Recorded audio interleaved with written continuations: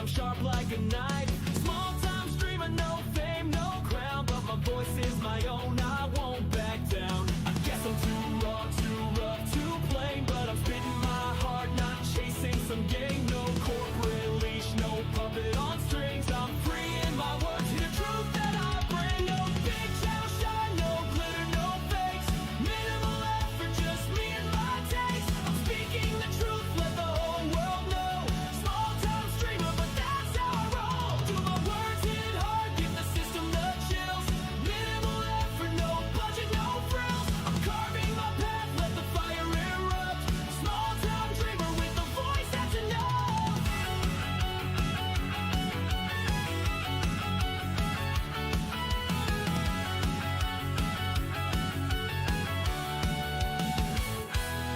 Got a webcam flicker and a beat in my chest. Bass takes in my veins, spilling facts is my quest. I'm breaking the mold, no mainstream appeal. Just a kid with a dream and a heart made of steel. I sift through the data, the left and the right. No bias, no agenda, just seeking the light. They laugh at my setup, my low-res stream, but my words cut deeper than the corporate screen. I guess I'm too raw, too rough, too plain, but I'm spitting my heart, not chasing some game. No corporate leash, no puppet on strings. I'm free in my words, hear the truth that I bring. No big channel shine, no glitter, no fakes. Minimal effort, just me and my takes. I'm speaking the truth, let the whole world know. Small time streamer, but that's how I roll. Do my words hit hard, give the system the chills. Minimal effort, no budget, no frills. I'm carving my path, let the fire erupt. Small time dreamer with a voice that's enough.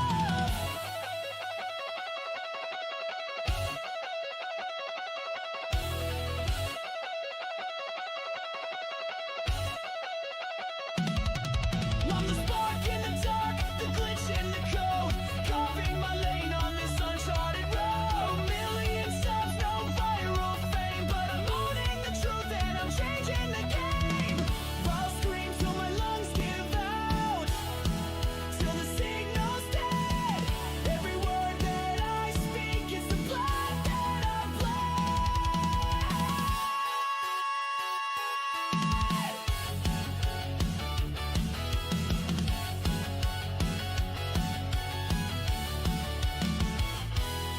No big channel shine, no glitter, no fakes. Minimal effort, just me and my takes. I'm speaking the truth, let the whole world know. Small time streamer, but that's how I roll. Do my words hit hard, give the system the chills. Minimal effort, no budget, no frills. I'm carving my path, let the fire erupt. Small time dreamer with a voice that's enough.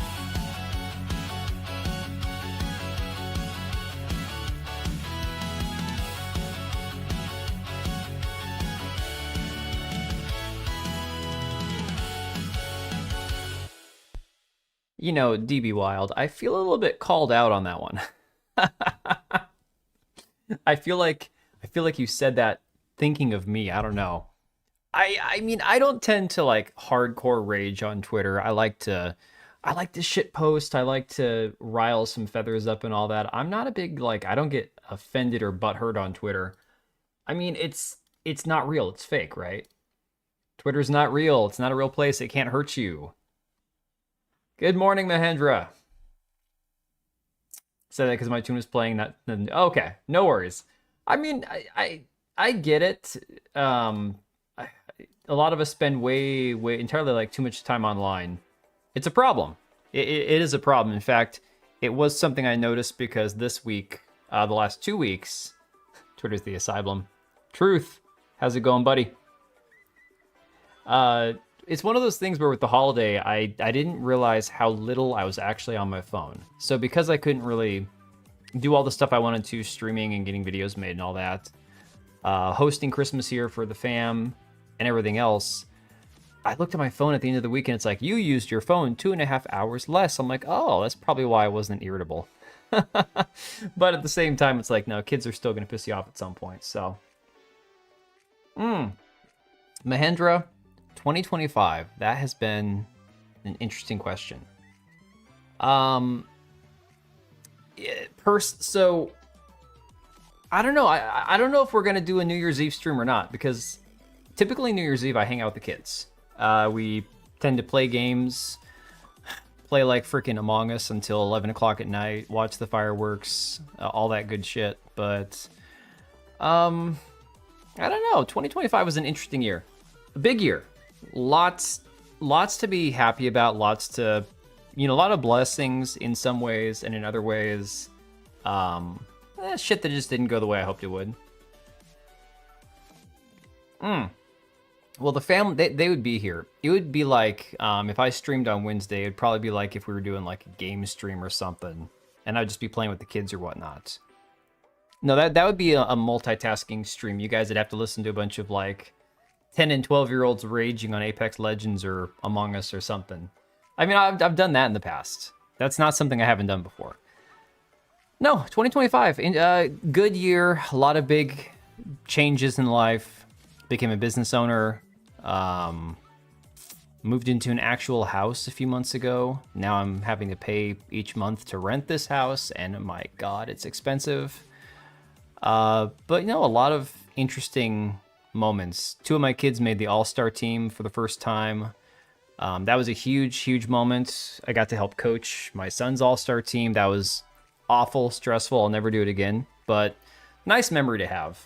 So no, I mean, 2025 was a good year. On like the personal side of things, didn't get enough done, didn't accomplish all the goals I had for myself, for YouTube, for everything else. But it's also the reality that real life kind of gets in the way too. Oh, awesome, dude. Yeah, I'll check it out. I don't actually have Discord open on the computer right now, or I'd pull it up. Appreciate the special tag. Well, dude, you're always the one. I mean, there's a few other people who are like, hey, put an alert or something when you go live, but you're the one that's consistently like, oh man, you didn't say you were live, so you get special mention every time I go live. So, that being said, guys, I do have a bunch of topics. The Stranger Things thing is something I want to talk about a lot because it's one of those things where there's a lot to it, and a lot of people have like really retarded, simple-minded takes because gay good or gay bad, and it's like, no, it goes deeper than that. Rate my 2025 experience from 1 to 10. It was a good year for gaming. Yeah, dude, it really was. My God. I'm trying to think of what games I played or purchased in 2024. -4? Oh, damn, man. Yeah, we got to pump those numbers up. -4. That's really rough. No, so I'd give it like a 7.5 or 8. Granted, that's really tough because the year previous, I got to go with my kids to Arizona. That was the year my YouTube channel blew up, and it was like, that was a pretty crazy year. Pokimane means Coochie vanishes. No, that would be something that's not possible. Give it a 6? 6 is respectable. I mean, the way I kind of look at it here, let's do a poll. Let's see, since I'm not sure that we'll be streaming on New Year's Eve, let's do this. Rate your 2025 experience.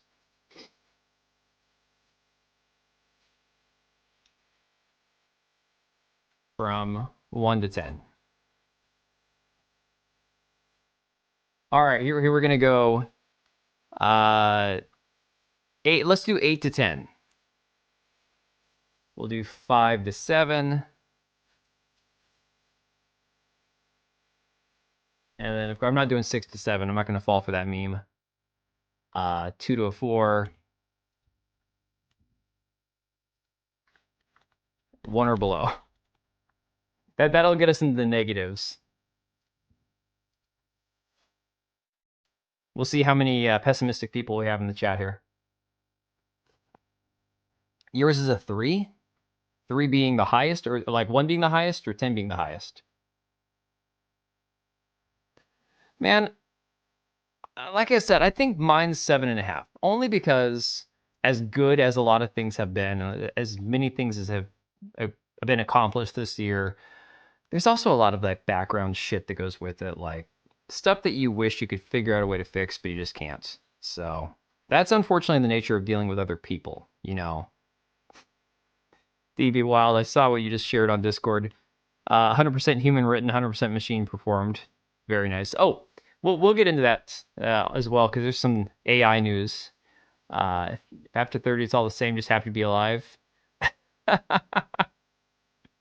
Yep, sick of. I am 100% right there with you. That is exactly it. Old school Bond's not accepting by today's standards. We want to make the game for a modern audience. Yeah, I'm going to cover the James Bond stuff, not because I personally have any interest in playing a James Bond. Guys, even if it was like a GoldenEye remake, which I don't care because I didn't play GoldenEye, I'm not a Pierce Brosnan James Bond fan. I'm going to level with you guys. I liked Timothy Dalton, Sean Connery. Crap, who was the one in Living Daylights? The Living Daylights was Pierce Brosnan. It's the one other, For Your Eyes Only. I can't remember what his name was. Anyways, there were a lot of great James Bonds. I didn't like Pierce Brosnan. But that being said, I loved the character. I loved the movies and stuff. I just couldn't care less about a James Bond game. Not something that's even remotely interesting to me. So, all right, let us go ahead and kill the background music. We will get into some of this stuff. You guys kind of know how I start with just random things that I've found that I kind of want to look at for a minute or two, and then we'll get into the actual topics. Give people kind of time to settle in. Purely on the level of entertainment you've been able to enjoy, seeing as how all the games, movies, shows have been able to enjoy this year are all from prior years. Fair enough. Stream's lagging. Dude, my internet connection here is shit. So, don't care about a James Bond who's not a Chad Womanizer cool guy. Yeah, there you go. One of these things I'm going to try to do next year is I'm going to contact the homeowner and Comcast and see if I can get the okay to put a cable box, cable outlet closer to the living room so that my internet connection is better. 2 eye surgeries in a month and a week.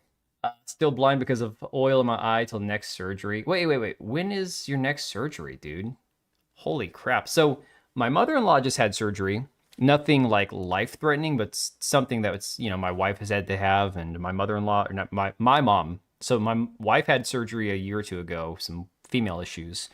My mother-in-law just had the same surgery, and then my mom is going in February for the same surgery. So it's like I have to get a tooth extracted, or pulled, I guess, which is not the end of the world. I've had my wisdom teeth cut out already. This is just a standard tooth pull, but it's been giving me earache for like the last 2 weeks. You're not noticing any lag? Well, that's a good thing. All right, so I don't know if you guys saw this. First E33 like is already on its way from China, and it's through the announcement of the remake of Legend of Sword and Fairy 4. I have no idea what this game even is, okay? Like, I'm gonna level with you guys. I don't have a clue what this game is, but apparently it's like a Expedition 33 clone is what people are saying. So let's take a look here. Stream's good? All right, cool. Video lag right there, though.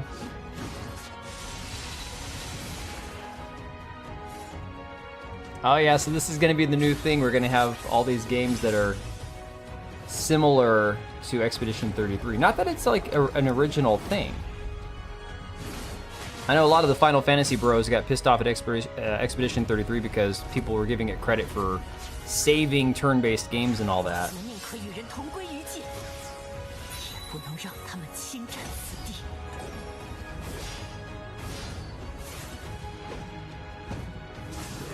I mean, that kind of looks interesting, not gonna lie. Looks like bootleg. We're gonna start calling them 33 likes. Exactly. I think the easier way is gonna be clear obscure likes, or just obscure like. And everyone's gonna be like, why is it obscure? Persona 5 saved turn-based games. Yeah, I know. Looks a bit rough. Well, part of the roughness is the quality of the video that somebody shared on Twitter here. It's a 720p video, so very low resolution. But gameplay-wise, I'm like, all right, so this is going to be the thing. Every game is going to take inspiration now from something else, which Chinese are fast when it comes to ripping off things. Well, yeah, you guys remember the Lights of Morium, or whatever the hell that game's called? That's kind of like a... Oh, crap, that PlayStation Horizon game. The exclusive that I never got around to playing with. Total ripoff. No, guys, remember, everything is a Souls-like, so it's inspired by. It's not a ripoff. It's inspired by it. It's going to become slop very possibly. Let me see here. Speaking of slop, Star Citizen is on track to become the first video game to pass $1 billion in funding while still in alpha. Much of that funding comes from virtual ships sold directly by the developer, costing hundreds to thousands of real dollars. This shit is insane. Forgot I need to switch to live chat so it doesn't skip over any of your guys' chats here. Let's see.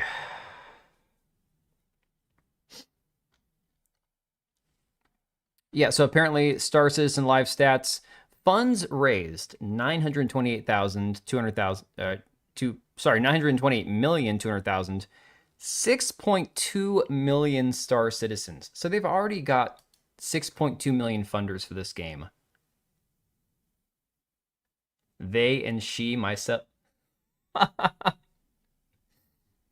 Yo, Cage, I think your blindness is taking over. I'm not sure how to interpret what you just typed. Damn, space dads are crazy. Can't with this game. I don't even know like much about what Star Citizen's even about. So I remember when I first started hearing about Star Citizen was when that Earth 2 project was kind of kicking off. And Upper Echelon Gaming, he covered the whole Earth 2 thing for a while, where people were buying literal parcels of imaginary squares of the Earth, right? For this all-inclusive AI experience, virtual world, currency, blah, blah, blah, whatever. And to me, I kind of look at Star Citizen the same way. Like, what are you actually paying for? Still in development over 20 years? That's nuts. So here's an interesting one. Apparently, Halo Studios is going all in on generative AI. Xbox Studios is hiring ML experts for Gears and Forza as well. This is going to piss the right people off, I would say. Let me see here. It says here that Halo Studios' new chief of staff also runs her own AI consulting firm. Angela Hessian previously spent over 11 years at Microsoft in gaming operations and is the founder of the Hessian Consulting AI, a firm that assists studios with integrating generative AI tools. Hessian replaces Melissa Boone. Oh, Melissa Boone is out, indicating Halo Studios' increased focus on AI in development. To be fair, the basic kit's $25. Are we talking about Star Citizen? It's like being a Hassan fan. Yeah. Yeah, how much money is the dev making on that game? Crazy. Blind Cage versus autocorrect. No worries. I think big companies pushing more AI than small business. Yeah, truth, honestly, I don't blame anybody for trying something out, checking something out, if it's different, if it sounds ingenuitive and cool and different. Like, again, you could invest $20 here or there, and it's not gonna break the bank. It's, for most of us, it's okay, that's $20, you know, poorly spent. You can kind of move on and forget about it. But the issue I have is the amount of people who are still continually funding things like Star Citizen, where it's like, holy crap, this thing has got almost $1 billion in funding and it doesn't even exist yet. If you want the technical demo for $25, it works. Oh, that's crazy. Yeah, no, I'd nope out after seeing those prices too. That's nuts. Oh, let's see what else we got. Oh, speaking of AI slop, apparently the highest earning AI slop YouTube channel in the world, based in India, has earned over $4.25 million to date. Bandar Apna Dost creates AI videos featuring a monkey and a Hulk-like character.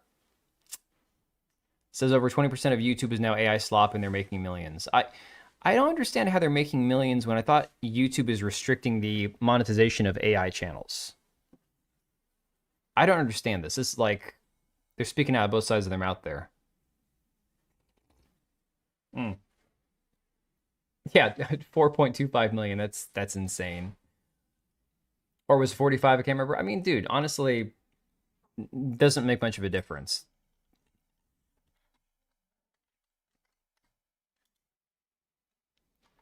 Oh, here's a good. It's speaking of AI slop. This is one that I found that I actually like. Hang on, let's see here. But you have to know the meme this comes from to actually get it. They're using AI in Indian God. Is that like blasphemous over there? No, I could just loop this all day long.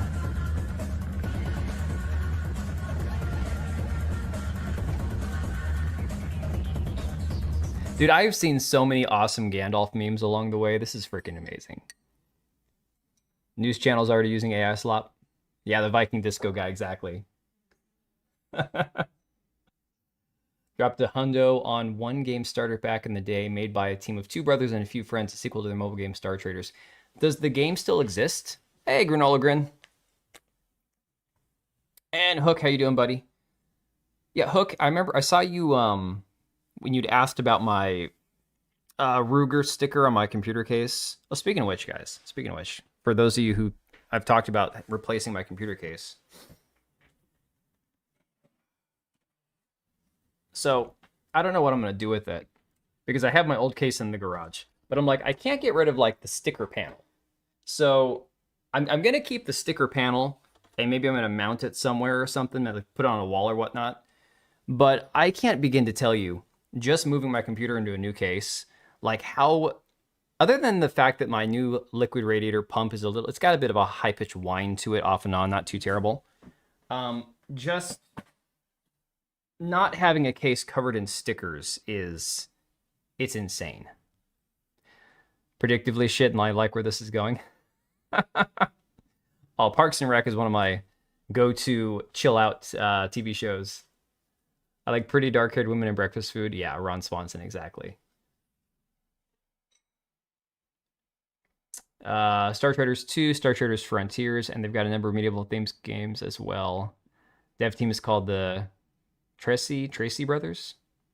Yeah, I'll probably put it up. I put up a couple shelves the last couple days in the whole process of redoing. Actually, I flipped my desk. So my desk is one of those ones that has an adjustable L on it, but it's straight against the wall. So I had the lower part over here before and the higher part over here. So I'm actually scooted a little further to the left towards my wife's desk. You can see her chair right here now. So then I put the PC on this side after I switched cases so I could actually see the lights and the glass case and all that. Yeah, so it works pretty well. Although I'm further away from the animals and apparently they all want in. Hang on. You gonna come in, Papa? Come here. Get in here or I'll shock you. Come here. Come on. Oh, yeah. Tell me you are PC men. Now you're... Stop licking my ear. That's gross. You're telling me you are PC men. Now, okay, you're getting... I'm not sure what you're saying sick of. Or sick off.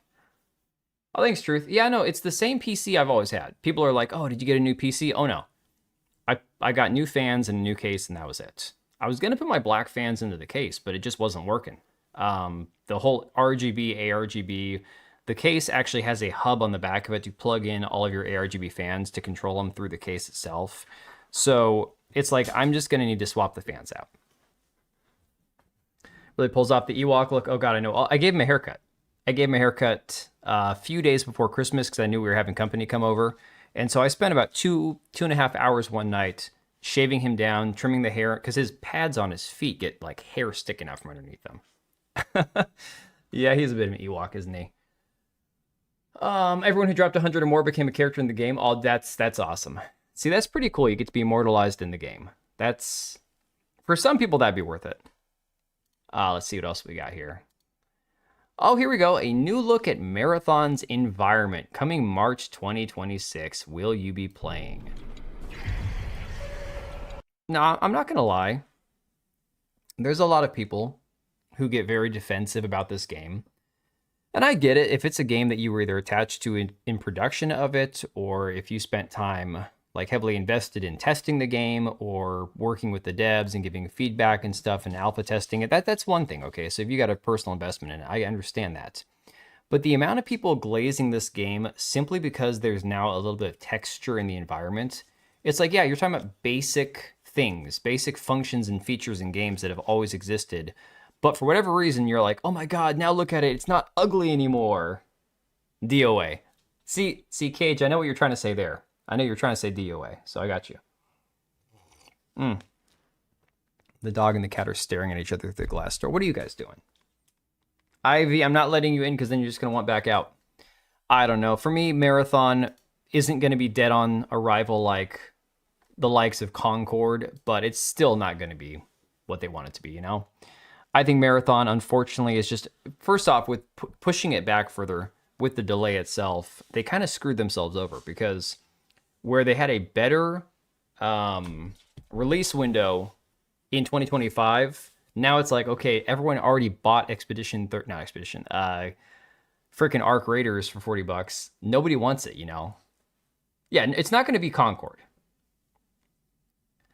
I think Arc Raiders is a blessing for these guys. I don't think so, Remy, because everybody who wanted a new game and already bought Arc Raiders probably isn't going to jump ship to Marathon. I think Marathon is honestly just a exclusivity fanboy type thing because it's a Sony game, right? So having PC case without stickers is a good sign. And say it's 7 a.m. Oh, okay, I got you. No worries. Sagged on arrival. I like that. Shiz on arrival. People might be bored of Arc Raiders, but here's the one thing. In fact, let me pull this up in real time since we're talking about it. Not that it's, I mean, this is how we do things here. I don't stick to any one topic very well. It's just an indicator, right? Get bourbon. Don't let the cats run. Do I need let the cats run. Don't bark. Absolutely not. He wants to go chase the cats. Do I need to be Oh liked? my god, I gotta let him out. Absolutely not. Smeg! I like to be liked. Hold on. I enjoy being liked. You go get him. I have to be liked. Go. If you hear barking in the background, that's just my dog chasing the two cats around the house. Smeg with the 5 gifted. Holy crap, dude. Oh, you got Cassie. Hell yeah. Just wait for high guard. Smeg, appreciate you, buddy. Well, yeah, how was your 2025, dude?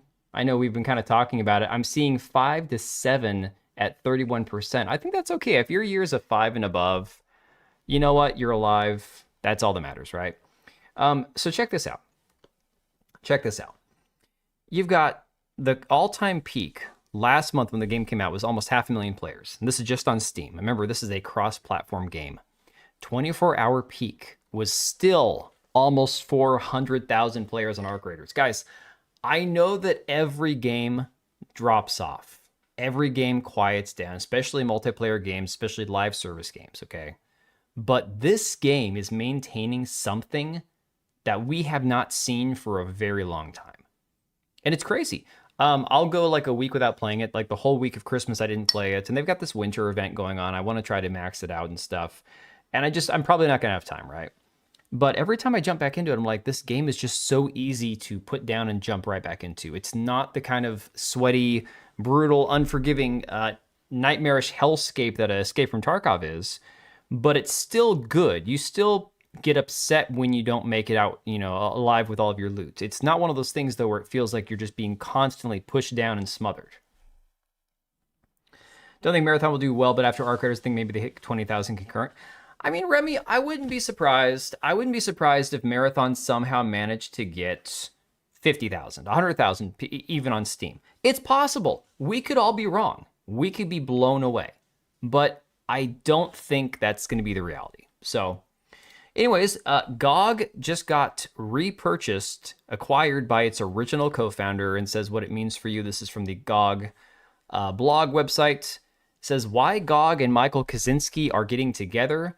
We believe the games that shaped us deserve to stay alive, easy to find, buy, download, and play forever, but time is annoyingly good at erasing them. Rights get tangled, compatibility breaks, builds disappear, and a nostalgic evening often turns into a troubleshooting session.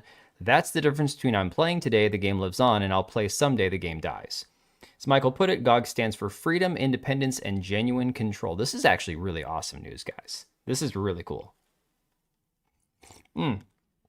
Arc Raiders might be the new Counter-Strike. Counter-Strike is a game that has been around for how many years now? Were you scratching like Tyrone Biggums? Honestly, Cage, this is one of those things where I got really hooked on the game. When I first moved into this new house and I didn't have time to make videos, I didn't have any desire, any motivation. I couldn't get streams set up in time to actually stream every night. And I was just sitting playing Arc. I was like, fuck it, we're just going to play Arc, right? And man, I was enjoying myself. I tell you what, every night that I felt bad because I didn't make a video, felt bad because I didn't stream, because I wasn't productive, I'm like, you know what? I also, on some level, don't really care because I'm having a great time playing this game. I'm at the point now where now it's like if I can just at the end of my night play like 3 or 4 matches of Ark, jump into it, get my shit done, and be done, I'm cool with it. I'm not like addicted to it. But it is a very fun game to play repetitively back to back to back because you can jump in and out of matches so quickly. That is, again, the nice thing about it compared to games like Tarkov, where between raids, it's like, oh my god, we have to heal my guy. We got to go through all this same shit. It's insane. Helldivers 2, Monster Hunter, now Ark. I'm fine. I'm genuinely happy for people. Counter-Strike is over 24. Dude, that's nuts. 26 years. So yeah, I mean, honestly, it says what it means for you. First of all, DRM free is more central to GOG than ever. Your library stays yours to enjoy. Same access, same offline installers, same sense of ownership. Your data stays with GOG, and GOG Galaxy remains optional. We'll keep our relationship with CD Projekt Red. CD Projekt Red games will continue to be available on GOG, and upcoming titles from the studio will also be released on the platform. If you're a GOG patron or you donate to support the preservation program, those funds stay within GOG. Your support has been huge this year, and we think that with your help, we can undertake even more ambitious rescue missions in 2026 and 2027. It will remain independent in its operations. We will continue building a platform that's ethical, non-predatory, and made to last while helping indie developers reach world. I'm hoping that this is a great sign that GOG is going to start to increase the amount of games that they have on their platform, because I could just as easily buy all my games on GOG instead of Steam. People are like, oh, if you play on PC, you're a Steam fanboy. I don't give a shit about Steam beyond the fact that it's the main Play Store to buy stuff on. Okay, I understand that most of these stores that you purchase digital games from, you don't own your games. But with a company or a platform like GOG as a possible, let's just say, counter option to a site like Steam, I'm excited to see what GOG can do in the future. Why I mentioned CDPR specifically? Because GOG was the original launcher of CD Projekt Red's games, of the Witcher games. Yeah, CDPR owned GOG partially. Exactly. They were coupled at the start. So I mean, either way, I'm still interested in The Witcher 4. I'm not probably going to rush out and buy it day one. But I'm still hopeful the game is decent. I'm not happy about them making Cirilla a Witcher instead of giving her her own spin-off game. Like, focus on her powers. Don't just make her the female Geralt, but whatever. How they couldn't patch for Monster Hunter Wilds is going to fix it. I don't know. Honestly, I was never into the Monster Hunter games, so I never bothered with Monster Hunter Wilds, but I know that it was a bit of a mess for a lot of people. Oh God, I'm sorry, guys. So we're not going to focus too much on Nina Lin because she's retarded, she's awful, she's annoying, she's evil, she's cringe, she might be a man, allegedly, but she also didn't stay banned on Twitch. So now after sexually assaulting 2 different men, doing all sorts of shit like shoplifting and whatnot, after 3 weeks banned on Twitch, she's back.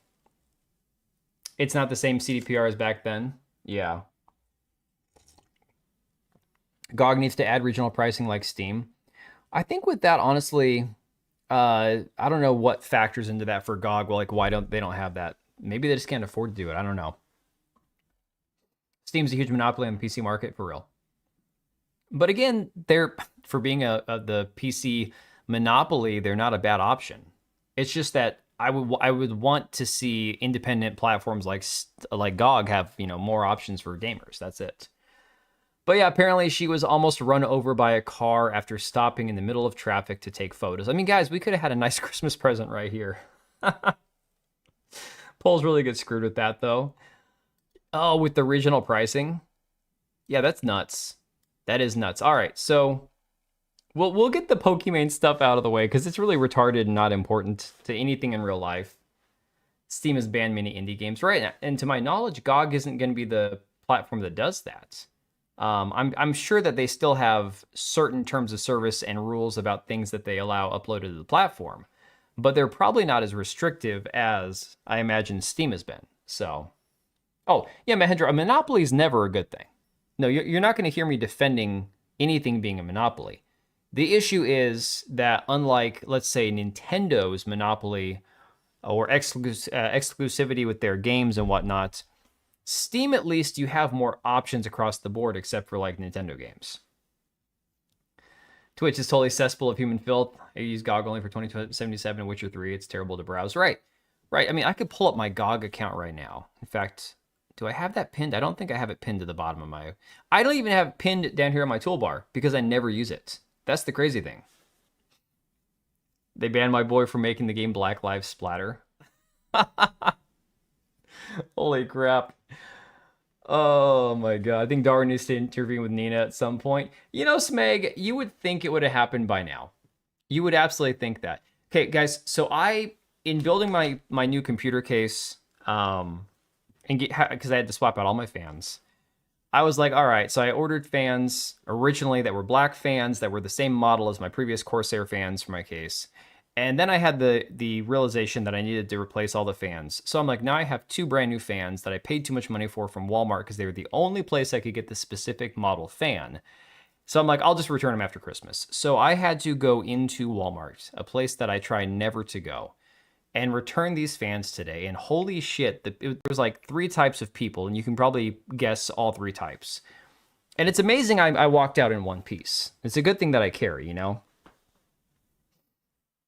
Rather than have Steam turn into the next Newsgrounds flash slop, Steam has a massive amount of games already, don't need more slop. I paid for black fans. Yeah. Well, my computer's all white now. Actually, I put a picture on Discord because Patriot was like, wait a second, you've got like a white power PC, but it had like blue lights and stuff. I'm like, no, I got to turn all the fans to white before it can be a white power PC. To be fair, my motherboard and my RAM sticks are black. So there still is a little bit of black in my computer. It's like 16% black, 15% black. I don't know. I'm not putting glitter in the case, dude.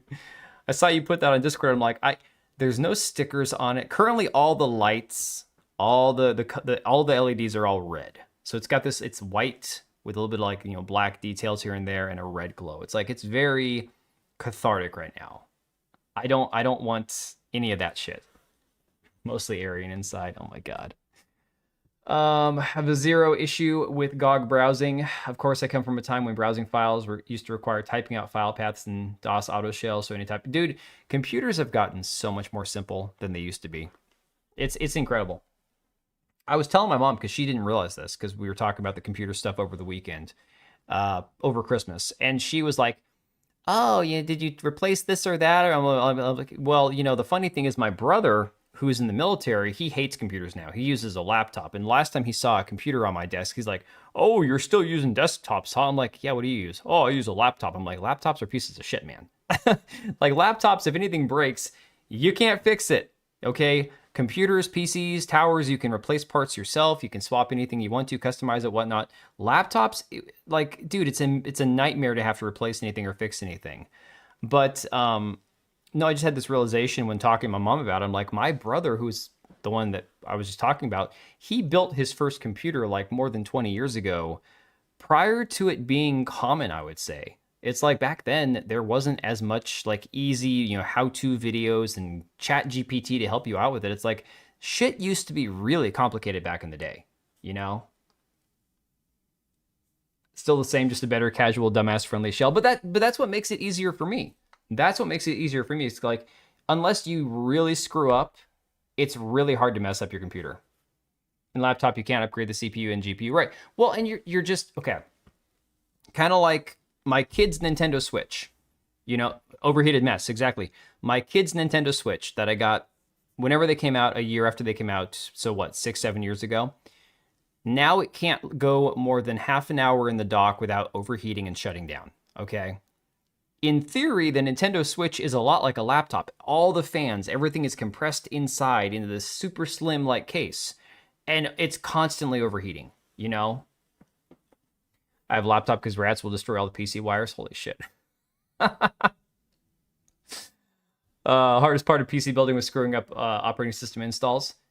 You know, that, to be fair, that's probably a good point. But on the flip side, I've also never actually screwed up the operating system install either. Surprisingly, other than like making occasional dumb boneheaded mistakes where I have to redo my work a couple times to fix problems, I mean, this is now the 4th computer I've built. Technically, it's still the same computer I had before, but the 4th time I had to rebuild it.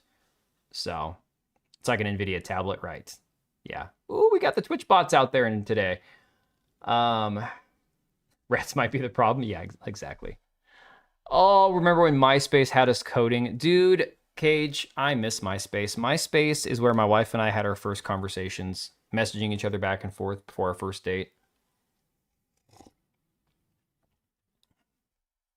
Largest issues of the olden days was file fragmentation and Windows trying to kill itself 99% of the time. That's because Windows has always sucked. All right. So I saw this video and then I saw people talking about Pokimane's cookies. I'm like, all right, well, we're going to cover this briefly. So other than, I want you guys to tell me, other than like the lowest bottom denominator being like the lonely, horny simps who would never have the balls to talk to a real woman in real life, who actually watches Pokimane? Because I saw this 29-second clip and I just wanted to die. I swear to God, I'm like, I want to end it all right now. So here you go. Girl got 2 PCs, 2 cats, 3 monitors, 3 apartments, 6 phones. And what about... Sorry, sometimes I forget that there's fucking weird Twitter clippers. But this is who I am. This is who I am. Sometimes I want to shake a little ass. For fun. Not for weirdos.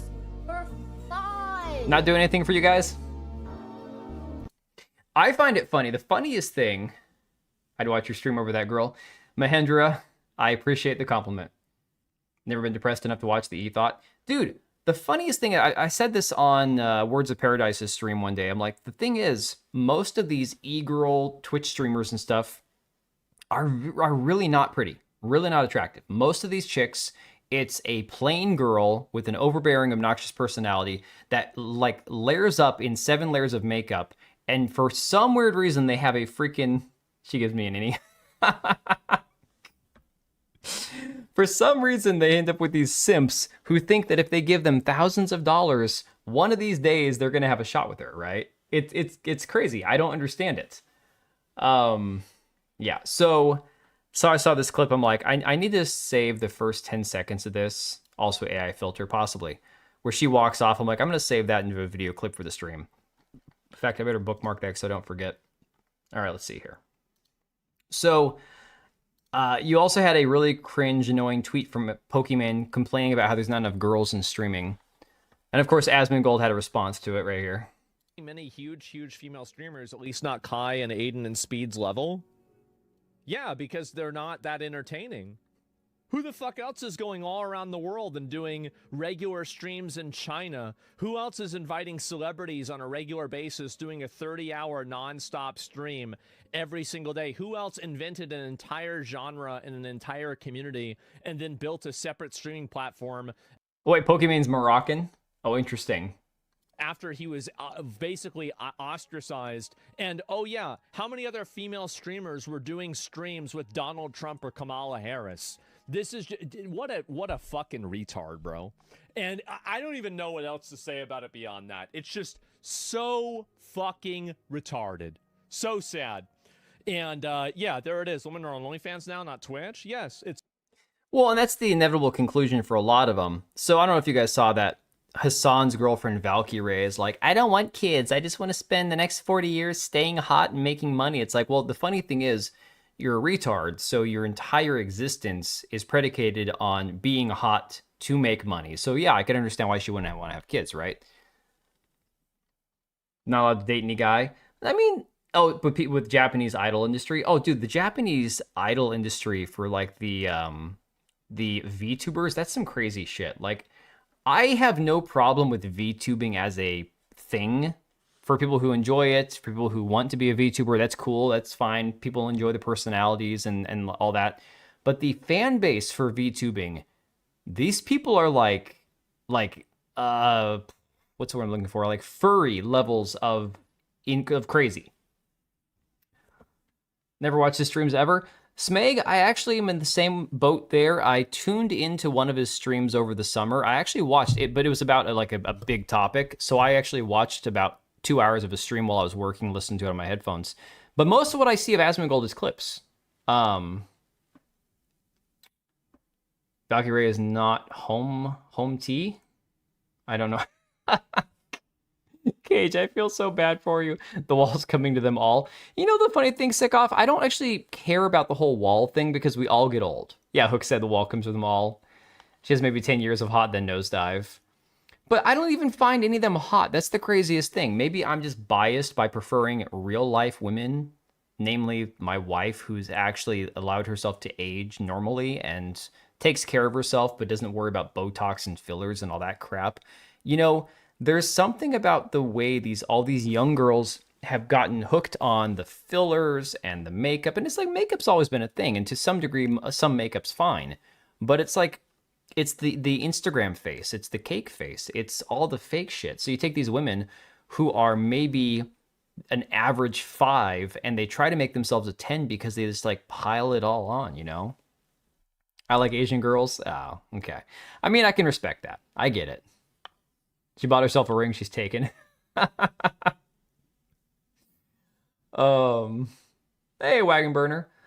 No, Mahendra, it's true, but my kids are funny because the older my kids get, they're like, wait, Dad, you talk about someone you think is hotter. I'm like, you guys don't understand. My wife and I, we have these conversations about people that we would find attractive. It's normal. Just because you're married doesn't mean you can't still objectively look at this person and say this person is objectively more attractive than that person. That's normal. And kids have a hard time understanding that, right? So my thing is, I would prefer anybody who looks like a normal girl next door to all these e-thoughts. I don't understand it. It's anti-nature. Yeah, exactly. I think you've hit the nail on the head right there. All right. So Scott Schaefer, I apologize for not knowing who this guy is, dropped a video on his second YouTube channel looking into Pokimane's Mina cookies. Now, if you guys don't remember, she came out with these cookies a couple years ago, and it was the funniest thing because she was charging like $12 a bag for cookies that were normally like $4, and all they were a cookie that they rebranded as hers, right? And so apparently now they no longer exist. So I just want to play. It's like 4.5 minutes here. I have no idea what this is. I haven't actually played it yet. No matter how objectively pretty, some 35-year-old childless is not as beautiful as a 50-year-old mom with 4 kids. I mean, Hook, I would actually agree with you there.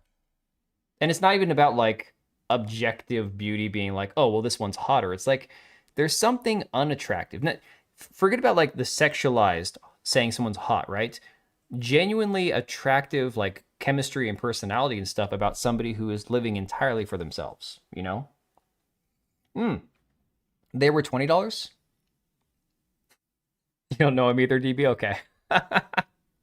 It's the craziest thing. YouTube is the craziest platform because you'll have somebody who's got 150 million subscribers and 90% of the population has no idea who they are. It's like, I don't know. I have no idea.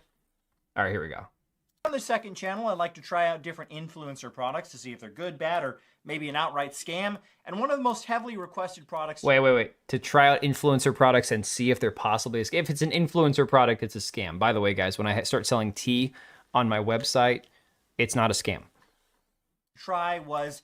Yeah, if you're a broke boy, yep. Cookies, which she released in late 2023. I've been trying to buy these products since about October of this year, and I think I've uncovered something. I think this company secretly went out of business. Yeah, no, Wagon Burner, they sell them at Costco. I know I live at Costco, but they for a while, they were selling them at Costco, and people were discovering it was the exact same cookie, just like almost $20 more. There's this one channel where the guy looks like an imam. He seems all right. You know, DB Wild, I thought that'd be funny. But no, I told you guys before, I'm in the food industry. And so I already deal with like spices and stuff anyways. Spice blends and all that. So I was thinking, piggybacking off of my real life work, I could do the same products and put a few of them on my actual website just because my website sits there. I don't use it. For a while, I was uploading all of my videos to my site. And then it's like, okay, I still write some articles or blog posts occasionally. But, you know, just having some actual products on there. Sometimes Friday Night Tights, and I get it natural, normal, 10 out of 10 times over plastic doll. Yeah, exactly. Well, no, Sickoff, I appreciate you even hanging out here, dude. Like, to be fair, I don't even pay attention to there was one stream, I can't remember who it was saying like, oh, you've got like 35 viewers. I'm like, I don't care. I don't care if it's 5 viewers. I don't care if it's 30. I don't care if it's 100. I don't care if we get rated by New Blackstreet and they bring in 200 viewers. That's great. But I'm here for you guys who want me to be here, who actually show up, you know. T-Brand T, it worked for Quarter Planet. Oh my god, dude. No, see, mine would be where I actually go to work and blend and bag it, because that's already adjacent to what I do for a living. So that would be entirely different than quarter. So the quartering guys, his coffee company, and I say this hypothetically or allegedly because I don't have the physical proof in front of me, but I'm pretty sure from what I've read online and what I've seen with my own two eyes, his coffee comes from a place that is in Ohio or Iowa or something, and it's an already existing coffee company, and it's just a private label. So when he talks about his employees are not the ones roasting the coffee. It's a fulfillment center. They get it already private labeled, and then they pack orders. That's it. He teabags the tea, exactly. By blend it, is it a mixer or a shredder? I'm talking about like measuring things in a bowl and mix it. White labels. Well, private label, white label, same, more or less same difference. Yeah, just terminology. But they don't want people to know, because obviously that would be a big deal on YouTube if everyone found out that. Well, Remy, I mean, drop shipping technically is cutting out the middleman when it comes to like private labeling something. So, for example, I've private labeled stuff for retail stores before with my family's products. And all that means is I make the same product I would normally make and I just put a different label on it. That's private label. I mean, drop shipping would then be, again, having somebody else ship it for you. So we're kind of going off into the weeds. It's all the same thing. I don't think he actually physically has a single employee roasting and bagging the coffee. I think it is all done entirely for him and his quote unquote employees. His coffee company is just shipping it, you know. Duster actual drive. I'm gonna get back to that in a minute. Pokimane's cookie company went out of business, so I think they're trying to make it seem like they're still in business when they're not. We'll look into this. You can make up your own mind whether you think of this company. Okay, this guy can't be like some million. Someone else needs to look this up for me. His video says Pokimane Cookie Company crumbles, 13,000 views in one day. Now that's fine as far as views go. I'm not no shade at the views, but if he's got 1 million subscribers, there's no way he's only got a 13,000 view video in one day. Went out of business or not. So this is the website minus snacks. I've been coming here since mid-October. Dropship logistics, yeah. To try this, trying to buy the products. Yeah, and every time I go here, coffee. I've been going every week, and every time I go here, they're always sold out. They have the midnight cookies. They sold out on the website. They also have an Amazon listing where it's also sold out. They also have pizza crackers, which is completely sold out as well. And interestingly enough, if you look at the more you look into this, the more it seems like this company isn't actually in business. Wait, she was selling her cookies on Amazon? For real? So if you go to their Instagram page, you'll see they were very active for a long time. And then their last post was on October 30th. They haven't posted anything about their cookies or their crackers since then, not one post. Which is very odd because you would think a cookie or a candy company would get a large amount of their sales going into the Christmas season, and they would want to heavily advertise that, but they haven't had any stock. They haven't been advertising anything since late October. So that's not a good sign. Oh, and it's me, Mad Ad. Oh, okay, I was wondering, Sickoff, because I knew that you talked like somebody that I remember. I just couldn't think of your username. Just changed my profile picture and YouTube effect up. My name and nickname again. Yeah. Who is this guy and why nobody else discovered this? I don't know. To understand the most unlikable mother effers on the face of the planet are the ones that always get internet famous. It's a great question. So I've been trying to explain this to my kids for a long time. I think to a certain degree, most people, most like the Kaisenauts, the freaking iShow Speeds, and yeah, there's a certain amount of work that goes into it. Absolutely, a lot of these guys, they do more effort than others, for real. Kaisenaut and iShow Speed and all these other big streamers, they put a lot more effort into their streams than a Pokimane, right? Because she's just gonna sit there and like, oh, I put makeup on. Oh, okay, ooh. And it's the same shit. And anytime I see these female streamers, it's the same thing. Walking around, shopping, making an ass out of themselves in public. And then they sit there eating snacks on stream, getting donations, talking about painting their nails. Oh yeah, I know, I saw the Somali scam. I've actually got some of the stuff brought up to talk about it. But I believe a lot of the biggest streamers, content creators, entertainers in the world are artificially placed there by whatever, management company it is, whatever, YouTube decides we need to make this person famous. For some reason, there are people who okay, where did that idiot kid Rakai come from? Presence. The one that's like borderline retarded who can't stop screaming and cursing, right? He's like It's this 17. tangible thing that you can point to. Barely and say, speaks "Hey, man, English. I love you. This many dollars worth." Yo, Smeg, Happy dude, holy New Year. crap. All the best for you and the family for 2026, mate. Dude, I appreciate you, man. And yes, same to you. I mean, honest to God, I'm really hoping 2026 becomes a year where I can actually streamline both work and YouTube and make them both more profitable and beneficial for all of you guys. But Smeg, I appreciate the hell out of you, buddy. You and everyone else who shows up every stream, you guys are the reason I'm even here in the first place. So, do that voice again. Oh, I like this. No, I'll just turn on my voice mod thing. Do you come from the land down under? Yeah, exactly. 3 times the GDP of Somalia so far. Oh my god. Yeah, it's like 18 billion something. It's insane. No, but Smeg, dude, honestly, man, you are a rock star, dude. We're just real people. Well, and that's the thing. Unfortunately, the reason Asmongold is so popular now, even though he's always been a big streamer, the reason he resonates so much now, even if his takes suck, even if he has like milquetoast opinions, even if he's saying things that people have already been thinking for the last 20 years, it's the fact that he can once again relate to normal people, because here he is saying things that average people can agree with, right? ISO speed needs to be put on Ritalin. Look up Rakai, okay? Yo, Geek, how's it going, buddy? Not a bot or a robot as other YouTubers think. Yeah, exactly. Right. Now, interestingly enough, also, if you go to the website, if you go to the contact page, they have no contact information. They don't have an email. They don't have anything. No way to contact this company.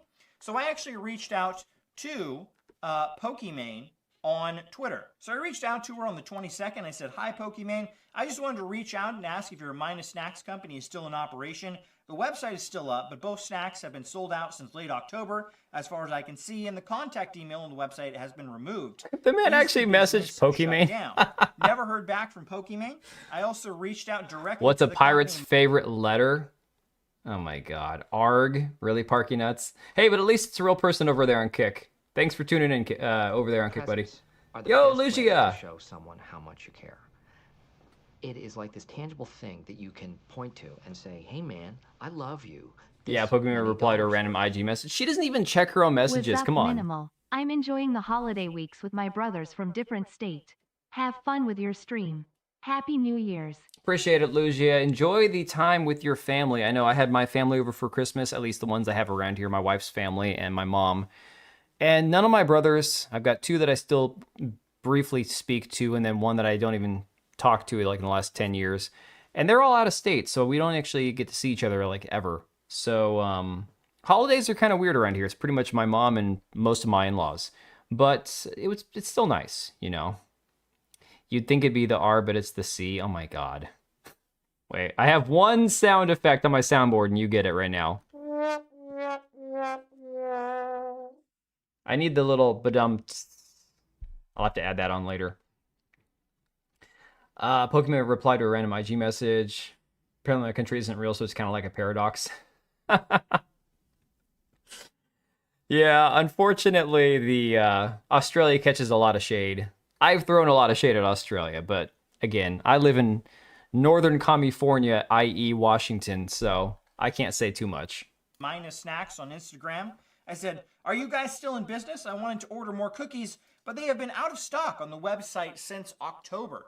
And again, I never heard back from them. So I don't think this company, Pokimane's cookie company, I don't think they're still in business. If you don't know, there was a lot of controversy right from the beginning because of how expensive these cookies were.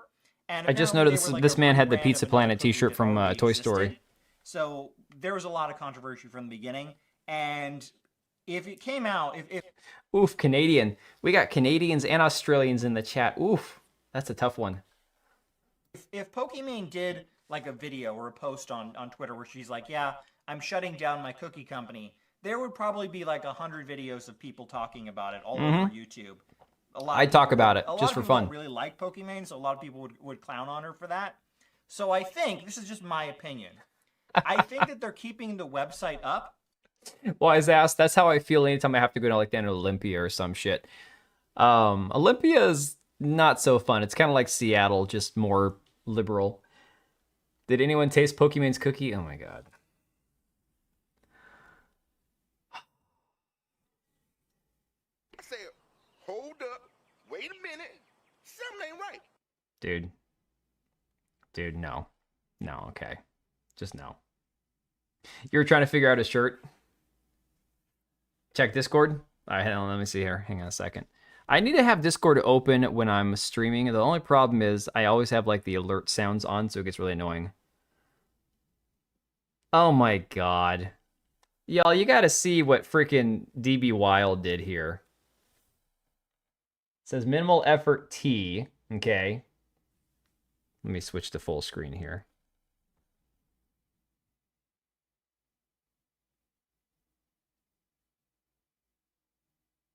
That is so funny. No, no, no. He has not sent me a dick pic yet. Not yet. I'm sure it'll happen at some point. One of those cold, lonely winter nights when he's had one too many to drink and I'm being too receptive to his advances. But, you know, we'll see. That's marketing on a jar. I mean, that's fantastic. That is very fantastic. I do appreciate the humor there. Will he be my sponsor now? Oh my god. I said, hold up. What? Why is this guy? Get him off my screen. Hold up. That's right. Hang on. You'll shill it? Oh my god. Okay. This is one of those situations, guys, because I have a business. It's been a family business for a long time. It's not a huge business, but it's a decent business. And it's one of those ones that I could definitely have affiliates going and selling my stuff online. The problem is the minute that I do that, it all goes back to me, right? And then I can't separate the YouTube, Twitter online personality from the real life business. And then crazies can just show up. It makes it really, it very much muddies the waters. Whereas right now I have the two things completely separate. That's the problem, you know? So that people think the company is still in business, but you can't actually buy the product. Because anytime you go there, I've been going every week since late October. Every time you go there, it is always out of stock. You cannot find this product in stock anywhere. I want to make a joke about this man ate all the cookies, but he's not that fat. He's just a little thick. We're on the website. You can't find it on Amazon. It does not exist. It has not existed for 3 months, and the company stopped advertising for it completely. Well, yeah, what's going on with that Honey No app? What is with that, candy or anyways? Cookie company I saw something is about not that. going to advertise their product going into Christmas season, like I said. That's where you're going to make the majority of money. YouTubers, if you don't know, most YouTubers start pumping out content like crazy in November and December because ad rates shoot through the roof. Do they? Oh no.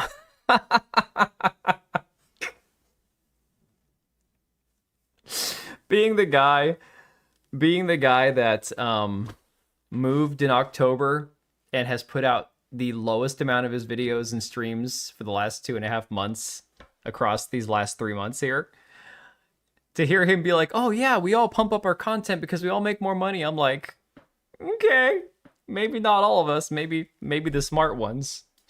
A lot of people on YouTube, they'll make like half of their ad revenue money just in the last 2 months of the year. And I suspect That's never happened for probably me. true for a lot of That has candy never and- happened and, for me. Cookie companies as well. My most So- ad revenue I ever made was earlier this year when I put out those 2 videos about pirate software that got like 200,000 views each. That month, that was the best ad revenue month I've ever had in my entire 2.5 years of making YouTube videos and streams. And I think, full disclosure, I think I got $1,000 from YouTube that month. And that was huge. That was the most money I've ever made in a single month. Last month, I didn't even get paid by YouTube. That's how little I made. So, to put things in comparison, guys, yeah. The Tesla sex bots will have Pokimane voice lines one day. Oh my god, dude. If they're not even selling their product in the Christmas season, I don't think they're still in business. But let me know in the comments below, what do you think? Do you think Minus Snacks, Pokimane's cookie company, has gone out of business? Or are they just like, I don't know. I mean, you guys can't really see it, but the man's got a little fluffy stuffed dog with a bow tie over here. And then he's got like the bat logo and stuff. This is a very sus face. Every affiliate code and put it into their system, even companies that are not involved with them.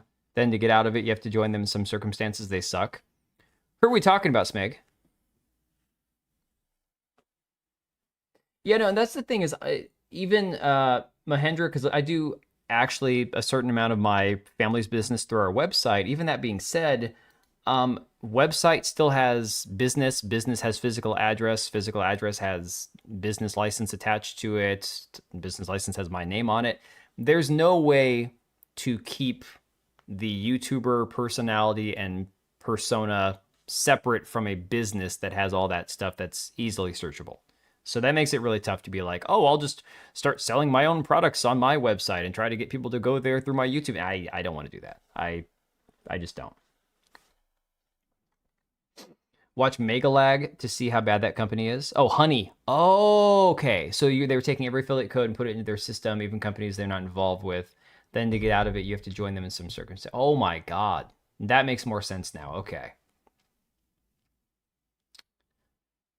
Typical millennial casual nerd. All right. So, full disclosure, like I said already, guys, I don't care about a James Bond game. I don't. I was the only millennial who didn't grow up playing 007 on his, or GoldenEye on his Nintendo 64.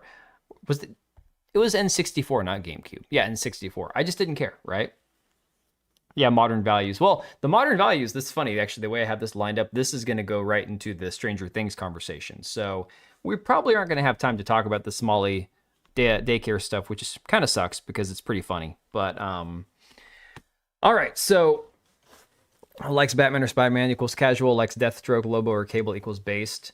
I'm more like, I like Batman, but I've grown to really be fond of Punisher.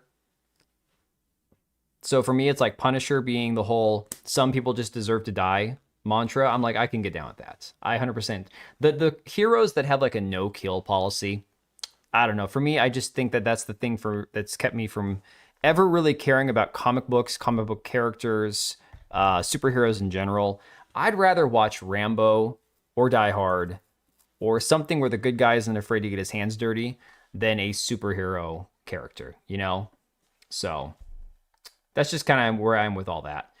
All right, so this says, IO Interactive says old school Bond would be tone deaf today, good, as 007 First Light moves the character towards more modern values. Now, this is the game, and we'll see from a tweet that, where is this at? Learning the Law has, where characters in the game have already been talked about, because there's a heavy percentage of the characters in a game about English people, British people, that are not ethnically English or even remotely attractive in a franchise that has always featured beautiful women. Okay? So we'll get back to that in a second. So this has already been a topic of conversation. Says 007 First Light developer IO Interactive has said that their version of James Bond won't be anything like the old school spy of the 1960s. The decision the studio claimed to be tone deaf today. Now remember, James Bond, Goldfinger had a character named Octopussy. Okay, the series was not made for modern audiences. It was made for men that were unapologetically men who liked hot women. Says 007 First Light, the next game from the Swedish studio, is now primed to launch in May 2026 after a short delay, releasing before Hitman 4, another game I don't care about, which the studio has promised will happen. The upcoming stealth action game is a more modern take on the iconic British spy. Speaking to Monster Vine, cinematics director Martin Emborg revealed that while there will be elements of the smooth-talking Bond many have come to expect from the franchise, he'll be a modern guy and will reflect modern values. Oh boy.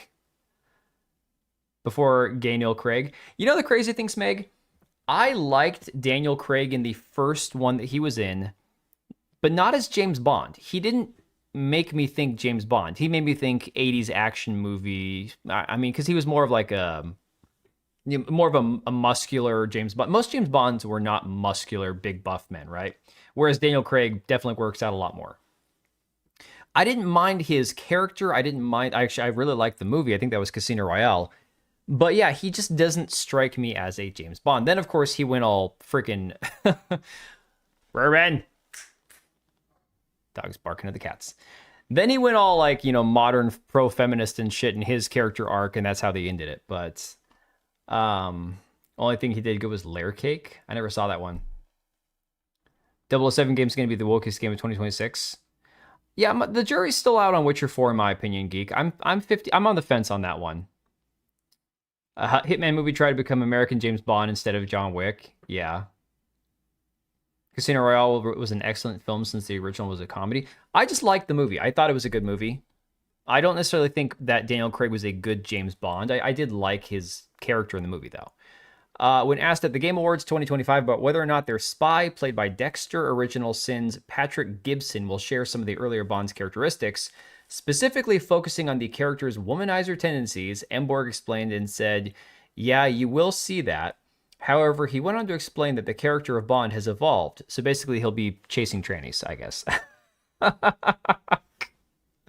You know what's funny, Wise Ass? I actually had Fable, a tweet of Fable brought up because there was an article about Fable that I was going to talk about, but I figured I wouldn't have time, about how they're using British humor to save the franchise or something. I don't know. GTA 6 is going to be good. I forgot about Fable. Fable looks like ass. So he's evolved through the decades, and obviously we reflect modern values. So it's not going to be your old school Bond, which would just be tone deaf in this day, right? He's a modern guy. What the hell does that mean? So he's down with touching another dude's dong, I guess. I don't know. The earlier James Bond films in particular have rightly come under fire for the spy treatment of women, as well as being generally inappropriate. The spy even resorts to hitting women. Oh no. For example, in The Man with the Golden Gun, where Roger Moore, that's who I was thinking of. Bond slaps Andrea Anders, then threatens to break her arm. Ooh, no, the spy who's going to do anything to save his country might hurt a woman. Oh no. In other words, it won't be James Bond, pretty much. Yeah. We have good James Bond in anime. It's called Spy X Family. I've heard of that one. Whilst many have likened First Lights to IO's Hitman series in terms of gameplay, Emborg says that the team has worked hard on the combat system that they hope will create a completely new experience. No, it's going to be ass. It's going to be dog shit. He said it's really physical because Bond is a very physical guy. It's a lot of fun, and I think that's something that IO hadn't done before. I think we've also put layers and layers on our ranged combat, like really polishing that and taking that to the next level. So I think everyone at IO has been really hungry to kind of go for that, as well as big set pieces, trucks, and planes, you know. Bad news is that First Light has been delayed for 2 months and will now release on May 28th, despite IO confirming it's fully playable from beginning to end. In its latest post on X, IO called the game its most ambitious project. Where have we heard this before, guys? We have heard this terminology. Roger Moore with Jaws was were the best films. Roger Moore, wait, what? Roger Moore was in Jaws? Who did he play? Wait. It's not getting anywhere near my library. I wouldn't have a reason to play it. Zoomer Bond, broccoli hair, wigger Bond. No, he's got a pretty traditional looking English hairstyle here. I mean, at least that's one thing. We're confident this sets 007 First Light up for long-term success, and we sincerely appreciate the patience and continued support we've received ever since we revealed the game. Sean, just give him a little slap, Connery. Oh, the Jaws villain. The Jaws villain, isn't the Jaws villain the shark? Oh, wait, was he the mayor of the town in Jaws? Whoa, I didn't even think about that. So, you know, when you run into a female villain, you're supposed to lay down and die. Exactly. Past, you had hot girls, fast cars, gadgets, testosterone, great, over-the-top bad guys. Beat the bad guy, get the girl, save the world. Today, how dare you, filthy men, you need humiliation ritual. Dude, that's where Timothy Dalton, I personally, Living Daylights is my favorite James Bond movie. And Timothy Dalton in that movie, it was like an 80s like hardcore action flick. Like they're hanging out of the back of an airplane at one point, fighting, punching each other and stuff. It was like freaking Rambo mixed with James Bond. It was awesome. He had a freaking metal shot. What are you talking about?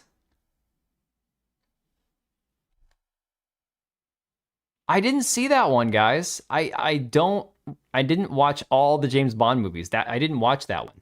The Roger Moore one that I watched, if it was Roger Moore, was For Your Eyes Only. I'm like, well, who the hell was he in Jaws?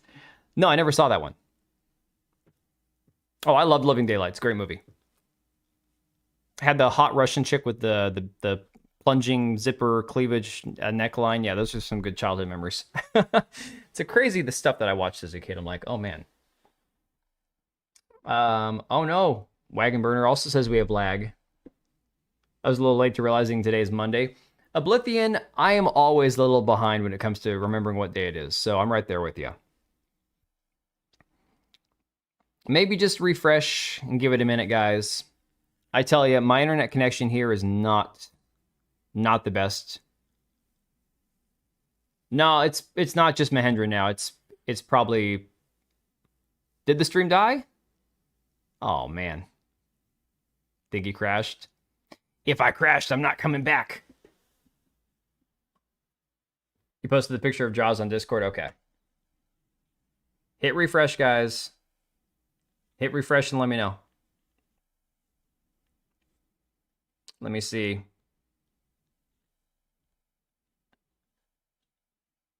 It's still live on my end, so I can see it on my phone. Although it's buffering. Oh, it's buffering bad.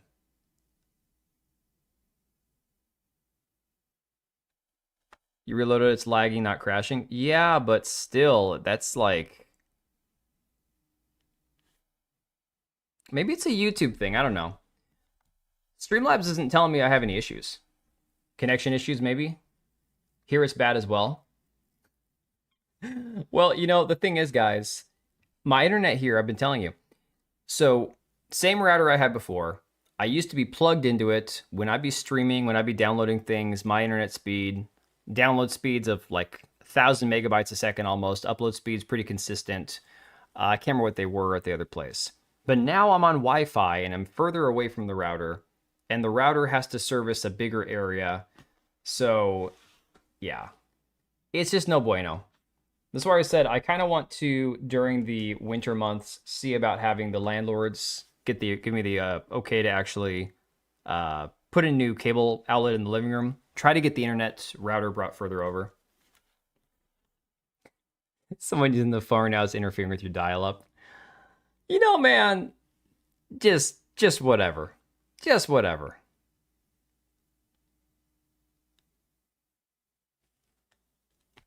Refresh the page without closing everything. I can close all my browser tabs. I can close all the tabs. I can't refresh anything on Streamlabs. I'd have to end and then reload. I mean, I could...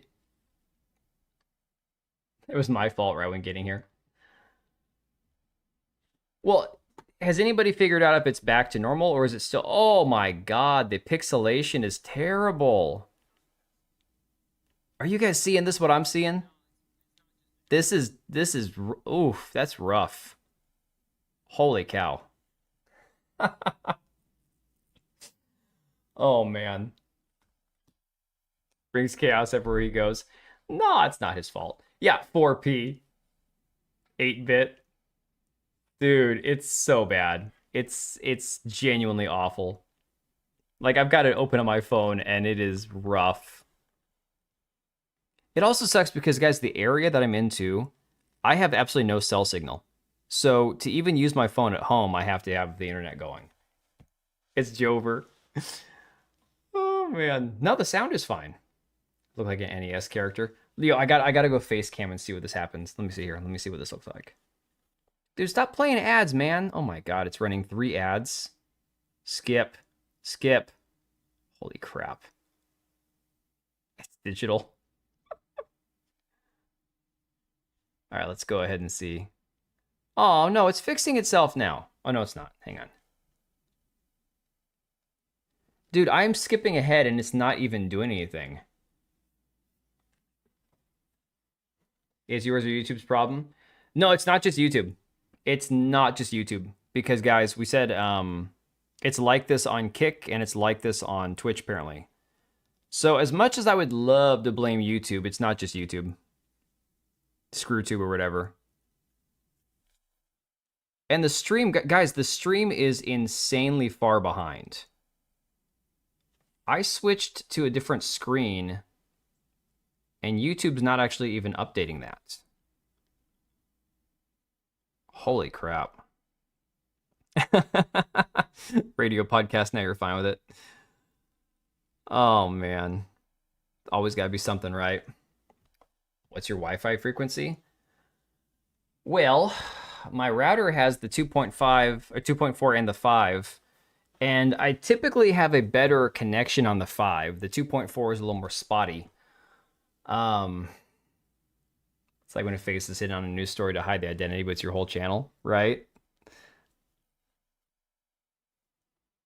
It's not a bug, it's a feature every time you watch. No, but the problem is it's becoming a more regular thing, Matt Adam. The problem isn't that it happens once in a while. The problem is that it's continuing to happen. So I'm at that point where, because I actually purchased my own router years ago, I don't want to have to spend more money on a new router if that's not going to fix the problem. But at the same time, oh, it is fixed now. At the same time, my internet is consistently crapping out on me. Like time and time again, it's consistently having issues. So either it's my router, either it's where I'm at, either it's my actual like connection from Comcast over here. I don't know. Stream is getting delayed. Yeah. No, there was a massive delay. Yeah. 28.8 days of downloading Pam Anderson's fight. I mean, we're back after being Jover, so we'll see how long it lasts. It's okay, because we're getting close to the main topic anyways. Gayer things. So we'll be back to that in a second. Yeah, refresh, it's fixed. Dude, that was so rough. That was really bad. Snorted a whole bunch of coke while you guys weren't watching, though. That's why my nose is all itchy. It's perfect after refresh. Cool. No, I don't know if it's my mustache hair tickling my nose or something, but holy crap, I've got this itchy nose now, and it's like, of course, now that I'm not pixelated, I can't scratch the inside of my nose anymore. All right. Maybe we'll just blame the new PC case. I don't know. Just let me know if it starts crapping out again. If it gets really bad, we're just going to pull the plug on the whole damn thing. We're just going to be done. Pixel art. No, dude. Just the way your mother likes it. I say again, to anybody in life who wants to make a your mom joke, I will tell you my mom's almost 70, so have at it. Okay? Just saying. Yeah, you're on Twitch. And is it better on Twitch or the same?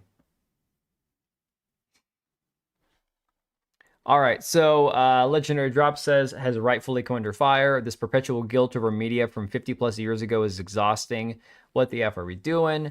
Andrea Anders was initially thought to be the enemy. Bond's life was threatened. She was the mistress of Scaramanga. I don't even know what that place is. What was he supposed to do? Just ask nicely? Again, it's this concept. God, that's a rough face. Oh my God. Not handsome, but clearer. It's the same face it always is, man. Nothing I can do about that. God, these character models are ass. Test. Fine for now. Okay. Well, we're just going to roll with it, guys. Set to 5 and make sure you don't have any overlap channels. Are we talking about from the router? Because I'm on the 5 gigahertz. Or where the hell that is. I don't understand wireless internet technology. I can do computer stuff. I can do certain things, mechanical and whatever. For me, internet issues are always a massive pain in the ass. It's just not something I like, dabbling in. I watched SNL back before it got really, really bad. So which one is it? You said famous SNL skit. Are we talking about famous from the last 20 years or famous like back in the days of, Christopher Walken and shit being on there? Phil Hartman and all that.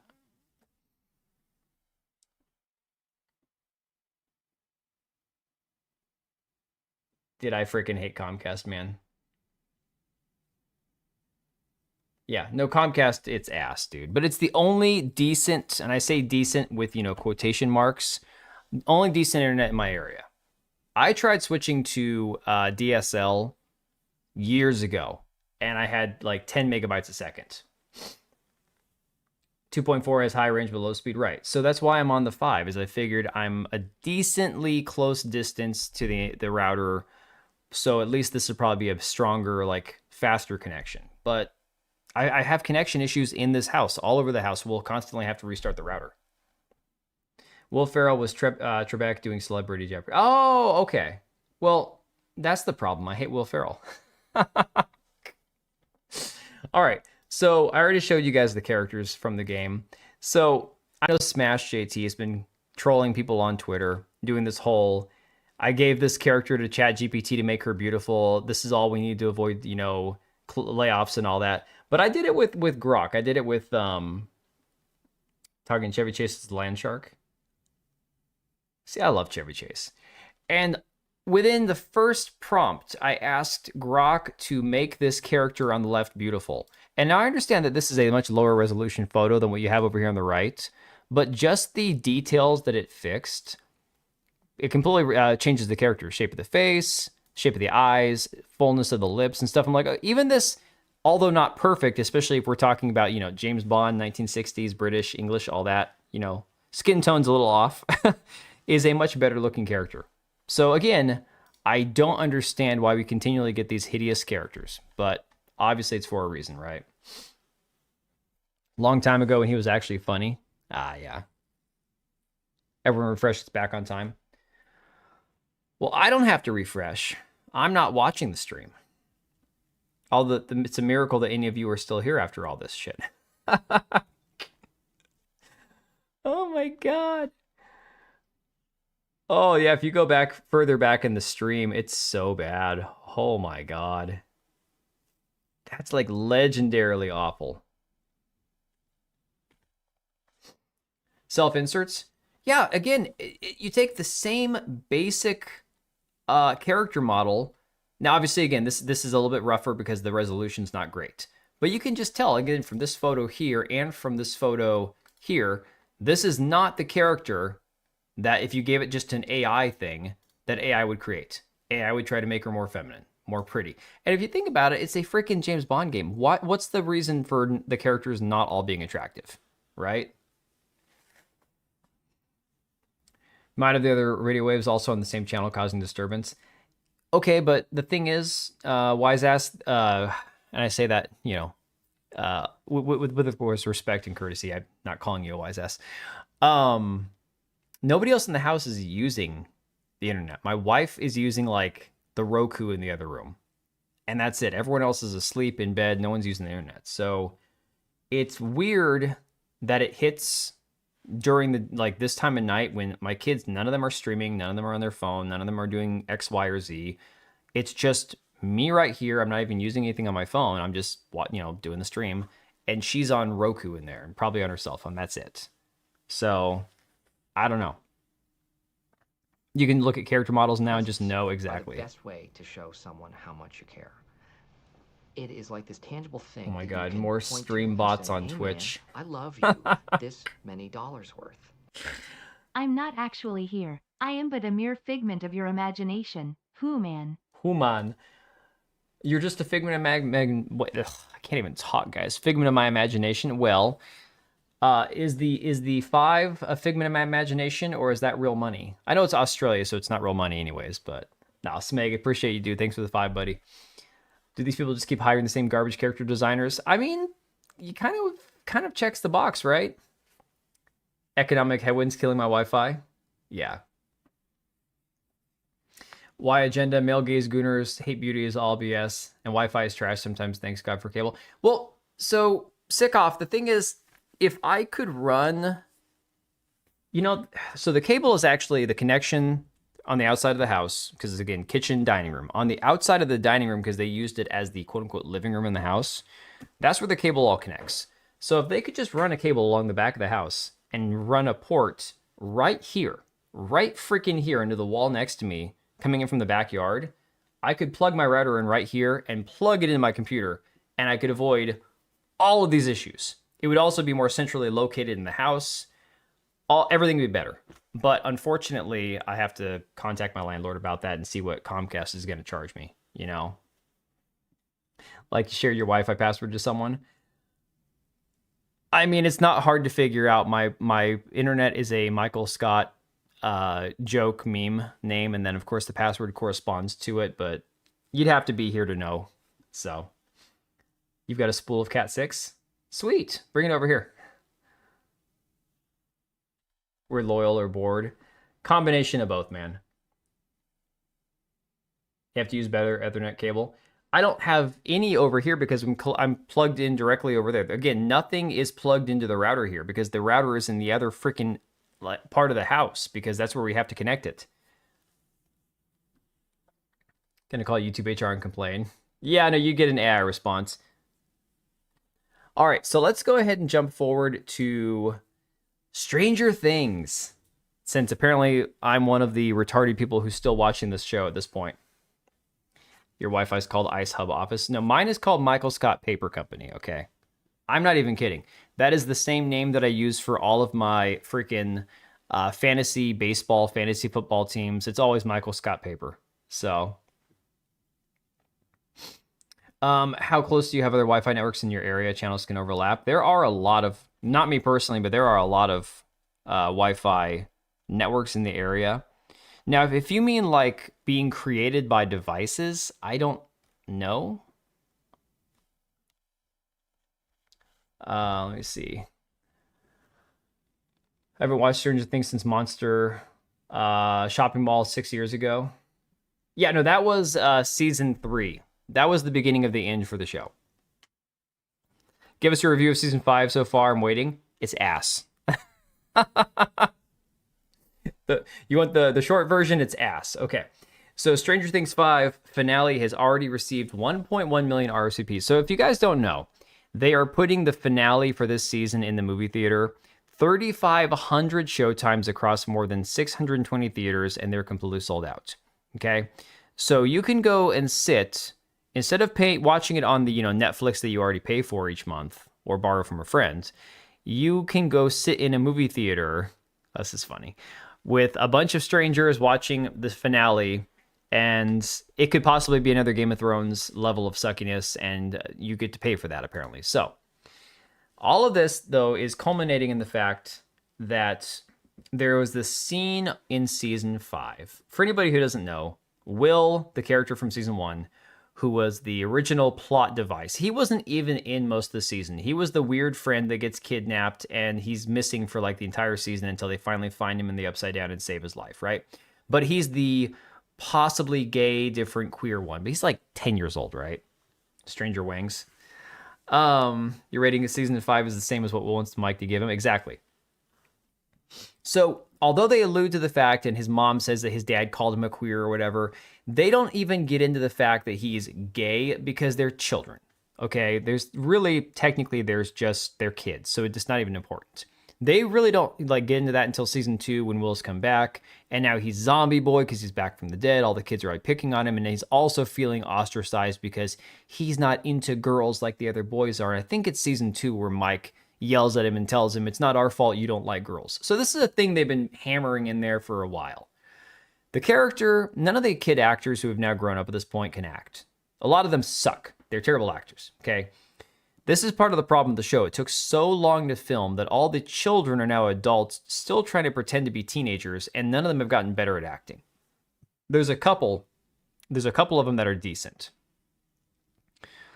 Technically, you can run your internet through your electric outlets. Oh, really? How would you go about doing that? I thought about getting Wi-Fi extenders, but the thing about the Wi-Fi extenders that I read is it actually will reduce the strength of this, not the strength of the signal, the speed of the internet, even though it extends the strength of the signal. And I'm like, no, I want more fast, consistent speed. So, all right, so then you get to season 5, where because Will has never officially come out to anybody, even though everybody knows he's gay. Everyone knows he's gay. It's obvious, it's obvious, it's obvious. It requires the lesbian from season 3, who you find out is a lesbian at the very end, to basically coach him into coming out himself, because now he has to tap into the big bad guy's psyche telepathically. And if he has any doubt or any of these fears, any of this, these things he's keeping secret, then Vecna, the bad guy, is going to telepathically use it against him. So during their getting prepared, it's the second to last episode, they're trying to get ready to go save the world, save the universe, destroy this completely different realm of existence, all this shit. Will decides he needs to take the entire group of 30 people now that's sitting around and tell all of them, I don't like girls. Okay. Coaxial in the place. I have coaxial cable. That's what the router's plugged into. That's what is plugged into on the other side of the house. I have coaxial cable in not this room, but my bedroom, but it doesn't work. There's no signal to it, so it's not hooked up to anything. I think one of my kids or both my kids have it in their room, but there's no coaxial cable in this office or over there. So that's why I said I need to have them run it over here. Right. So he has to get this off of his his metaphorical chest, or what. I don't want to say get off and will in the same sentence. I guess the universe doesn't deserve to be saved. Right, exactly. So the entire thing comes down to, if I'm going to have the mental strength to take this guy on and try to like stab him in the back telepathically, I can't have anything he can use against me. So I have to come out to the entire group of people that all know I'm already gay. Yeah, rooting for the villain. Well, and this is after, we'll go through the memes, because the memes kind of spell it out in a way that's like, I can't believe Netflix did this. Okay. So apparently in this scene, this monologue where he admits to them that he's gay, it took allegedly 12 hours of filming and another 12 hours of reshoots, where these guys are sitting on the couch listening to him very poorly pour out his guts. Now, the worst part about it is Will is probably the worst actor. Noah Schnapp, who I guess came out after they made his character gay. Again, just, coincidentally. Yeah, apparently he just didn't learn how to act, because everyone else is like a decent actor, moderately okay actor. Some of them really suck at it. He's dreadful. He's awful. And he has been an annoying little prick to watch for like the last 3 seasons. Ever since season 3, when they all become kind of like more like teenagers, and Will starts getting like horny for Mike, and Mike is with 11, and Will's like, oh no, I want my best friend, but he's not into me. It's like the dude has been an annoying little prick the entire time. World's ending, guys, everybody. Yeah, exactly. Yeah, I'll post details in Discord later. Yeah, let me know. Because if it's another option besides actually running a coaxial cable, I'll definitely look into that. So yeah, Sparrow says, pour one out for the cast who had to spend 12 hours listening to this insufferable prick whine about how he wants to be the center of attention. Basically it. Now we get to today, where Variety is running this article, running this story, that the new episode, which is now the lowest rated episode across all 5 seasons, has been review bombed, okay? Because anytime there's legitimate criticism, they're going to say bigots and review bombing. These are the words that they always say. Stranger Things 5 gets review bombed as Will's coming out becomes worst rated episode on IMDb. Now, again, I'm gonna come out and tell you guys, this entire season has sucked. There's been like 20 minutes of actual enjoyable TV, and the rest of it has been garbage. And these episodes are over an hour long each, okay? So it's not just because he's gay or because he came out. Every episode sucks. The writing is terrible. It's full of plot holes. The plot armor for the characters is cringe. The female characters are annoying. The girl bossery in this season is off the charts. Like, everything about this show that was good has been stripped away, and it is just awful. So glad I don't watch this show. As bad as seasons 3 and 4 were in their own ways, and season 4 had a lot of high moments, season 4 created the greatest sense of horror and suspense since season 1. Season 3 was kind of like, for me, like the one that I really wish I could get back, but it had a couple of really good moments. But, season 5 makes season 2 through 4 look like absolute cinema, like the actual meme, right? This is why I don't get how you stayed. Well, watching it? Because my wife and I, it's one of those things where we just sat down and watched it together.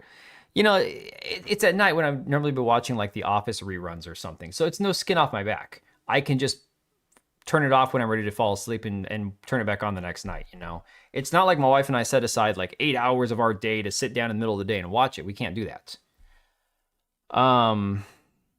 Isn't a cluster of people reviewing something at once considered a review bomb in any instance? I mean, to be fair, it's not wrong.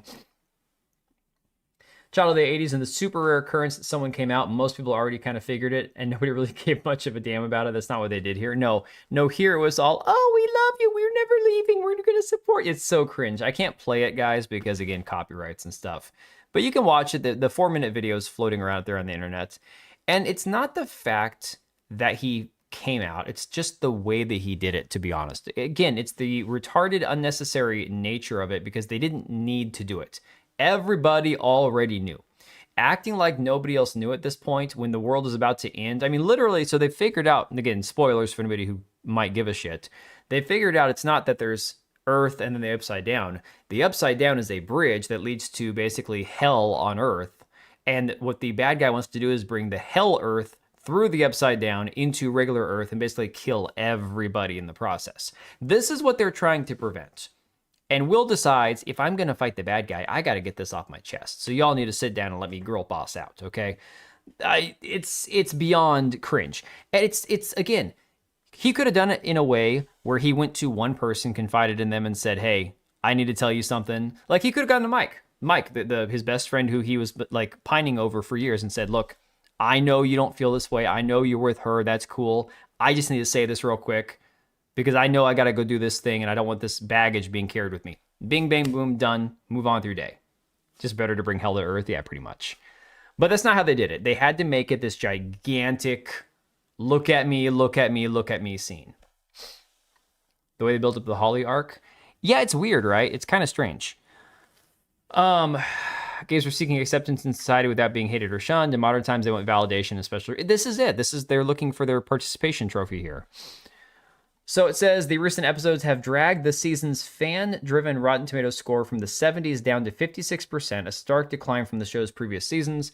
For reference, Season 4 popcorn meter sits at 89%, Season 3 at 86%, Season 2 at 90%, and Season 1 at 96%. That's kind of how I'd rate them, to be honest. Presents are the best way to show someone how much you care. It is like this tangible thing that you can point to and say, hey man, I love you, this many dollars worth. Watch Stranger Things myself? Dr. Evil told me to say, how about no? How about no? Oh man, I've got a clip for you. Hang up. We were just discussing ideas of what to do with the new Prince Eric movie. Put a chick in it, make her gay. Put a diverse woman in it, make it gay. But Mrs. Kennedy, Bambi's a baby deer. Fuck baby deer, put a chick in it, make her gay. Now again, they obviously that would be her, make her gay, but you know they also have the lesbian Robin. And here's the thing: thanks for the 5 Smeg, appreciate you, buddy. And then he would have been died. It would have been a loss. Yeah. Season 5 so far, 7+ hours, and all I got is minutes of entertainment. Exactly. Time jump and so long to make it all kind of kill the whole thing. And terrible writing and acting didn't help. Now I want Vecna to win. Dude, sick off. That's Matt Adam. That's kind of the way I feel. It's just the way I feel about it. In the hours and hours of what I'm watching, there might be a few moments per episode that are actually worth it, that actually do anything to move the plot forward other than just sitting around talking. Dude, there have been, because of the bad writing of the show where they've ruined characters, they have in probably 90% of the final episode, half an hour plus of different characters being paired up together and spending time talking when they should be doing something. It's really awful. So let's see here. It says a backlash campaign seems to ignite after the Netflix series penultimate moment, The Bridge, which features a scene in which Will Byers comes out as gay to his friends. The lengthy monologue came as the Hawkins gang geared up to face Vecna, the big bad from the Upside Down. The Bridge is now the lowest rated episode of Stranger Things on IMDb with a score of 5.4 out of 10. More than 96,000 users reviewed The Bridge on IMDb, while most other episodes this season have been rated by fewer than 50,000 people. But 96,000, okay. So every episode averages 50,000 or less people. 96,000 people decided to come in and say, we hate this sucks. That's not a review bomb. That's people feeling compelled to actually share their opinion, okay? Need to see who is the episode writer? That would be interesting. It's kind of like someone told me to watch Game of Thrones where later seasons going to be garbage, so no. Right. Why would you start watching something when you know where it's going to... That would be like if you had never heard anything about the new Star Wars sequels and you were told, hey, you should watch Force Awakens. But you knew that where it was leading was not going to be good, so you're like, why would I start this knowing where it leads? I never watched a single Star Wars sequel movie past Force Awakens. I watched Force Awakens. I didn't love it. I'm like, this is just like a new telling of the original movie, and it's worse. Why am I going to watch the rest of them, you know? Ooh, Elon Musk, who often gripes about movies and TV shows going woke, said the culture is changing in response to a post on X claiming that fans were criticizing a character for coming out as homosexual. We all know the way Variety feels about this. Variety is the one that has the reporter who's always asking, wouldn't you say this is the gayest Marvel movie ever? Explains why the gay kid was in hell, though. Oh my God. All right. So there's a few tweets that I pulled up that actually have good arguments. And then there are some that it's like, it's obviously all in fun. That's what I said. It's just people actually reviewing the show. F these shitty tabloid journalists. There are times where people will legitimately review bomb. But like I said, guys, I still to this day, how many years ago did Rings of Power come out? That show came out in what, 2020? Pretty sure it was 2020 that show came out. 2021 maybe. I have had my ability to review products on Amazon restricted, disabled for like the past 4 or 5 years. I'm not even kidding. I cannot, of all the money I've spent on Amazon over the years, of which it's more than I wish to admit, I can't review anything on Amazon, and I've appealed it. I have reached out to customer service. I have emailed. I have called. I have talked to people. Nobody can figure out how to reinstate my ability on my account to review products. And that was all done right after I left a negative review for Rings of Power, okay? The reason I left a negative review for Rings of Power was because I thought it was terrible. Not because I was part of some angry mass review bombing. I thought the show was ass, and I wanted them to know. Never seen it? This is my text on Power of Friendship. They could use Power of Friendship tropes because it always works in anime or any media. I mean, yeah. But that's not the kind of show it is. Although they did jump the shark when it came to like... Well, I'm not sure if jump the shark would be the right expression, but they did change the entire concept of the show from season 1 to season 5 of Stranger Things, because it was about the group of kids plus 11, and then you had like the few adults and teenagers running around, to where now it's literally you have like 30 people on scene all at the same time. Because you're not part of their club, yeah. So John Root says the girl bossing in Stranger Things season 5 is another example of how this show's fallen off. Nancy Wheeler, who's 5 foot tall, 5 foot nothing, 90 pounds soaking wet, is like a Navy SEAL and John Wick combined, taking out highly trained military personnel. She also broke up with her boyfriend because she don't need no man and needs to be independent so she can find herself. Although, to be fair, they ruined Jonathan's character too, so I wouldn't want to be with him either. Mrs. Wheeler, this is the plot armor I'm talking about. Mrs. Wheeler, so Nancy and Mike's mom, is also portrayed as a certified badass that can fight against a Demogorgon with just a wine bottle, injure the creature while everyone else gets mauled immediately. Somehow, the attack gets a bunch of love from her kids, while her husband is neither talked about nor shown any care or sympathy for by the characters. And then she's able to take out the Demogorgon dogs in a pivotal scene in episode 7. Robin's character, again the lesbian, has been elevated to a main character for LGBTQ representation, randomly having more answers to the problems the group faces than most of the boys, and she's portrayed as one of the most vital characters simply because she's gay. She's basically a Yoda-like mentor figure who helps Wolf reach his full potential by encouraging him to embrace his homosexuality. Eleven's sister, the Indian chick, is a waste of character that serves the purpose of causing a rift between her and the men that care for her the most, Hopper and Mike. She's even trying to convince 11 that settling down in a place far away from the horrors of Hawkins with the love of her life is dumb. Yeah, I mean, this is just several of the issues with the show this season. This guy here, Sam Phelan, says my main problem with Stranger Things 5 is that they're trying to have 14 different main characters. Yeah, this is a huge issue. Point to and say, hey man, I love you. This many dollars. They're all the same, exactly. Holy fuck, these stories are all the fucking same. Dude, it's awful, man. And it's getting worse, like, leading up to the final episode. And the thing is, a lot of the point that they're trying to make is, well, in the first couple seasons, when it came to the only person that was using a gun was Nancy, she was the one using a shotgun because the guys had never learned how to use a gun. So that was why she was the one with the shotgun. It wasn't, here she is with an AR-15 taking out military guys from the top of this bus, and these trained military guys don't even see her, and they just, let themselves get shot. It's really retarded. The plot armor is really terrible. Watch maybe 2 episodes of Ring of Power. It never got any better. Rings of Power never got any better. But no, I'm the crazy one for saying they're pandering. Game of Thrones all over again? That's what a lot of people are saying. I don't care about Robin and the lesbian nurse girl. I don't care about Jonathan and Nancy. I don't care about Hopper and Joyce. Holly is fun, but she didn't speak until season 5. And this is the little girl who the show has actually featured. Like half of the screen time has been Mike's little sister, who up until season 5 had no screen time, right? Now she gets like half the screen time. The show was built around the party and 11, and now they've made half the main characters invisible and the important relationships non-existent. This guy here says, no one cares that Will is gay. We do care when the writers decided that the key to saving the world from a black magic demon was Will coming out of the closet.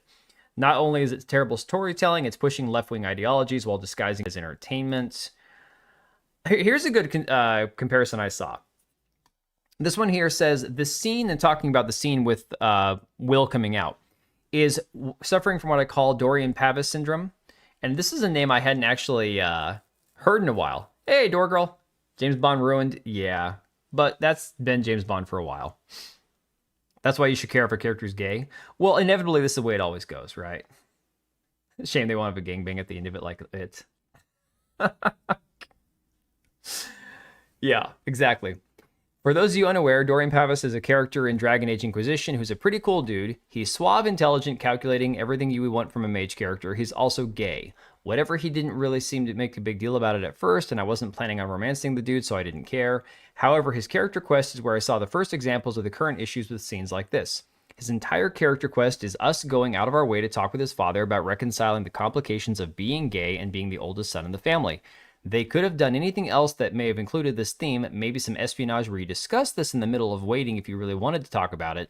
But no, we go to a tavern and talk about Dorian being gay because that's his central character trait. Now, this right here, whether you have a problem with gay characters existing or not, the problem is that so much of the time, they create the gay character or the black character or the trans character because they want to have it as a diversity shield, so you can't criticize other things. And then that becomes the central character trait of those individual characters, right? They even replaced the actress. Holly was a different child actress. Duffer Brothers hired a new one more to their taste. Well, I would have assumed that they hired a new one because the other one had gotten too old. Remember, the whole season, the whole 5 seasons is supposed to take place in like 4 years' time, and all these characters are like way the hell too old now. Pandering or not, every show gets bad when it abandons the core plot. Exactly. Will Wheaton came out of the closet. We knew all along. I don't know what Will Wheaton's issue is, but that man is something else. Not only this, but in the midst of what's basically an archlich amassing an army with a zombie dragon and traveling to talk to Dorian's father takes time in which you can assume this hell on earth is amassing forces. We could be taking steps to prevent this, but no, we got to talk about Dorian being gay. Exactly. That's exactly the same thing.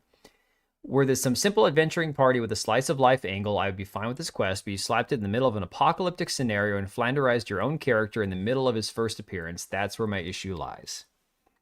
The new Holly is even older than the original one? Oh, that's weird.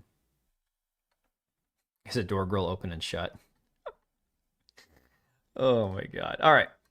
Angry Cops says, I'm just going to say it. The coming out of the closet scene in Stranger Things completely took me out of the show. The world is ending, bro. Max sitting in the wheelchair saying, where's my hug, made me audibly moan and roll my eyes from cringe. Coming out scene, 4.2% said it's heartwarming. 69% giggity says was cringe or poorly timed, and 26.8% says it's a, quote, message moments. Will ain't no man yet to be identified. I mean, Wagenberger, the thing is, I don't put anything past Hollywood because we all know how Hollywood is. Diddy was not alone in this. All right. So, this is AI. So I feel like we should be able to play this because nothing in here, audio-wise, actually nothing in here as far as the video either, it belongs to Netflix or Stranger Things because this is completely AI here.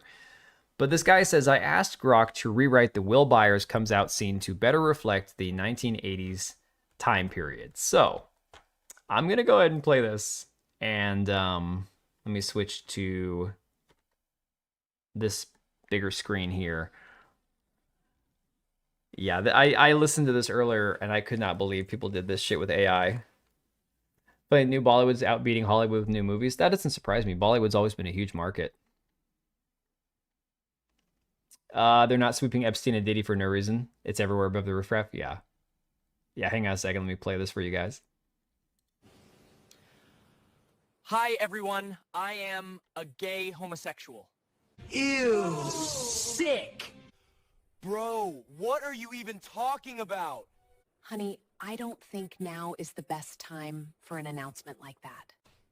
Hope you didn't want grandkids, Mom, because this queen thinks girl parts are icky. Dude, you like other guys? Nasty, dude. Correction, I like you, specifically. Hot stuff. How is telling us this going to help us beat Vecna? Gonna stick my Stranger Thing in Vecna's upside down until he gets AIDS. Fabulous! All right, I'm out. Oh my god. Yeah, me too. Sissy rainbow magic. Oh, for Pete's sake. I will never, ever understand white people. That's my favorite part of it at the end there. Oh my god. Again, sometimes AI actually has its uses. Oh my god. Well, hey guys, you remember Independence Day, right?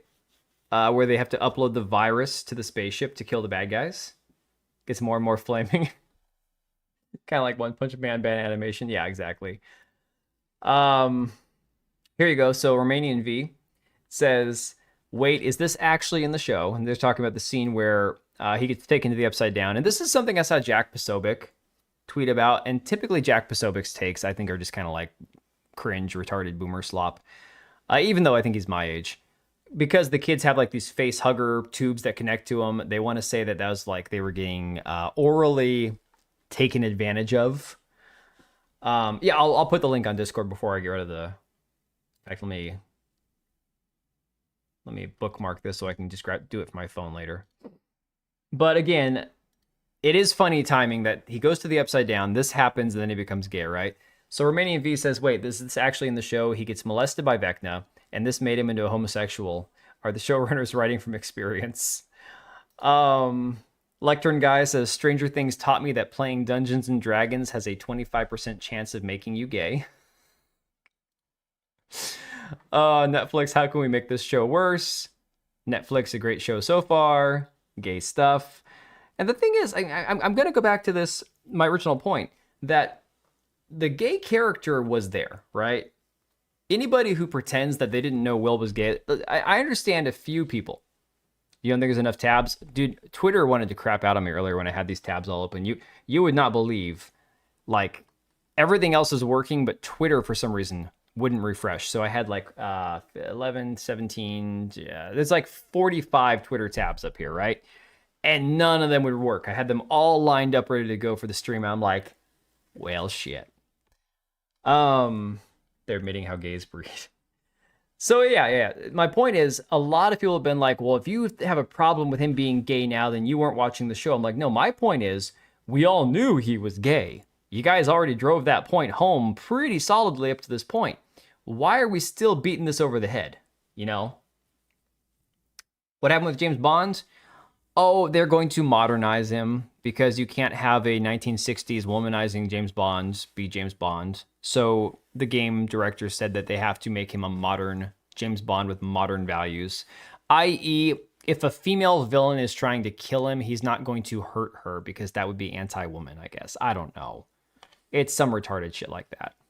I think Kata called the ending. What did Kata say the ending was going to be? My wife has had plenty of theories, but I don't know. They claim he's still going to have that womanizer personality, but you know how that's going to be. It's going to be like beta soy cuck James Bond. Bond. Gay Bond. Yes. Yeah, no, it's bad, Malden. It's not going to be good. Norm Cruz says, nostalgia for the 1980s is officially dead, killed by AIDS and cringe. I did not watch the recent James Bond movies. I watched, like I said, the only, I think I watched the one after Casino Royale. I don't remember it, though. That was, what, Quantum of Solace? I think I saw that. You know what, better? Here's the way that Daniel Craig played James Bond. He played James Bond more like Jason Bourne. Jason Bourne, the first Jason Bourne movie, is a better British or American spy movie, I guess you could say, because he's not British. But it feels like a James Bond, like a Daniel Craig James Bond movie. I thought the Bourne Identity movies were better than Daniel Craig's Bond movies, to be fair. Quantum of Solace, yeah, I watched it one time. Lived long enough to see James Bond villains become real. Oh, my wife has talked about that theory that people think it was Mike dealing with the loss of Will and he turned the entire thing into a D&D campaign. I don't know. I don't know about that. That's like, okay. My wife has floated the idea of time travel, and my problem with time travel, it is the laziest bullshit way to get like a get out of jail free card. Oh no, we're just going to go back in time and fix everything. Yay. It's like, come on. But they're hell beasts, of course they're getting abused. Yeah. Spectre is the spookiest. They're literally talking about Palantir. Oh, interesting. Yeah, I didn't watch that one. Oh, here you go. Kaguya's Top Gal. Netflix's Star Wars be like, I'm gay like my father before me. Oh, this is a great one. Netflix gayer things. I wanted to use this for the thumbnail tonight. But then, of course, Canva was giving me issues with actually, like, cleaning up images and stuff, so I didn't go with this one. There have been a lot of rumors that this is exactly how the show will wrap up. Dude, it's going to be ass if it's like that. Yeah, the multiverse is equally as lazy. Agreed. 100%. Yes, it's that bad from Jeremy Prime. Stranger Things Season 5, he puts on the glasses, and it's the final season of Game of Thrones. Again, the comparisons have been there. In fact, here's one. Here's a comparison for you. Not just because the seasons are not going the way that people thought they would. A fan noticed that in this latest episode of Stranger Things, Holly, the daughter, the girl who gets kidnapped to the Upside Down, actually to the other place, has a freaking Under Armour logo on her sleeve. So under her outfit, she's wearing freaking Under Armour when it's supposed to be the 80s, and this didn't even exist until 1996. Again, kind of like the Starbucks cup from Game of Thrones. Most cringiest moments in TV history. I don't like girls. I'm gonna be a dad. Now, at least this one wasn't Netflix. At least this one was HBO, but still. I don't know. I didn't watch Last of Us either of season 1 or 2 because I don't give a shit.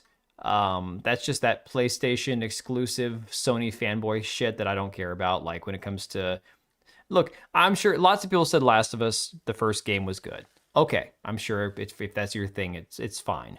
But the people who ardently defend it tend to be like the Sony fanboys, and I feel like that's 90% of the people defending the show.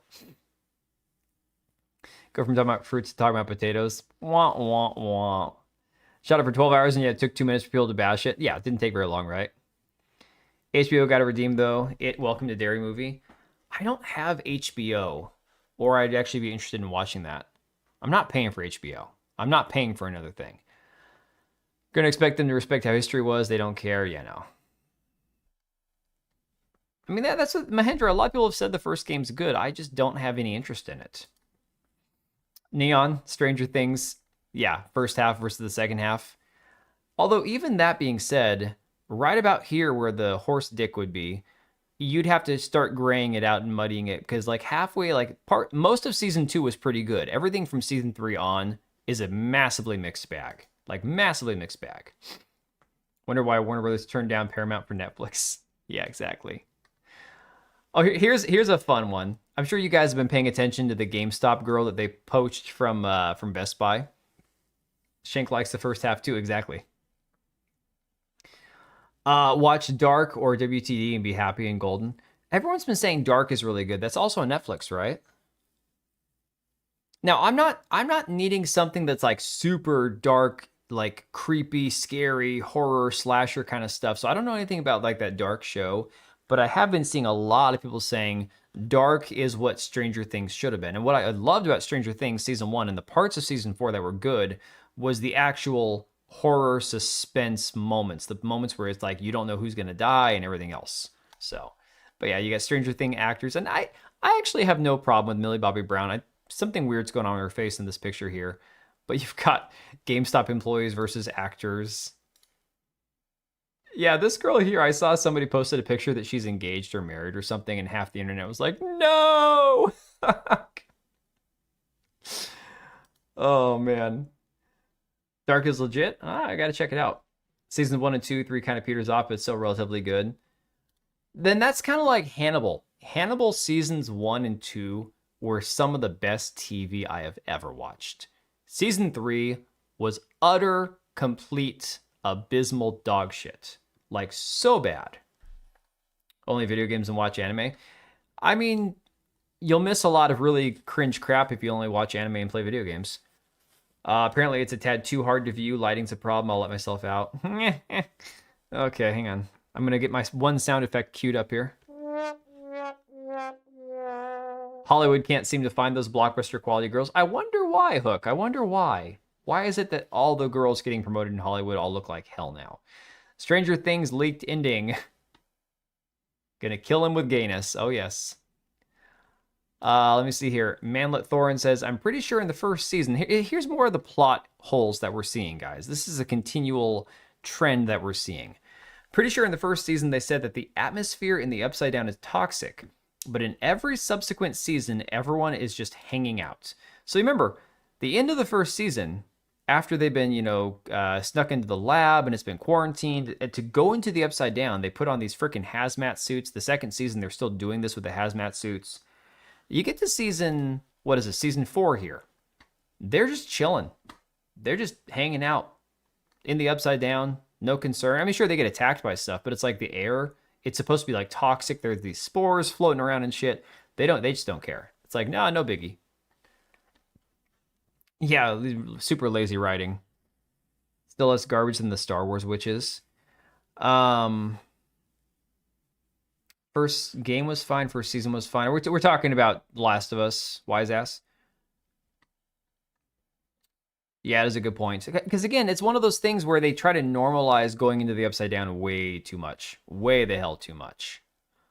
And then you got here, Mike Miller says they don't even recognize what they did. It's kind of hilarious. Hey, it's Wayne's World.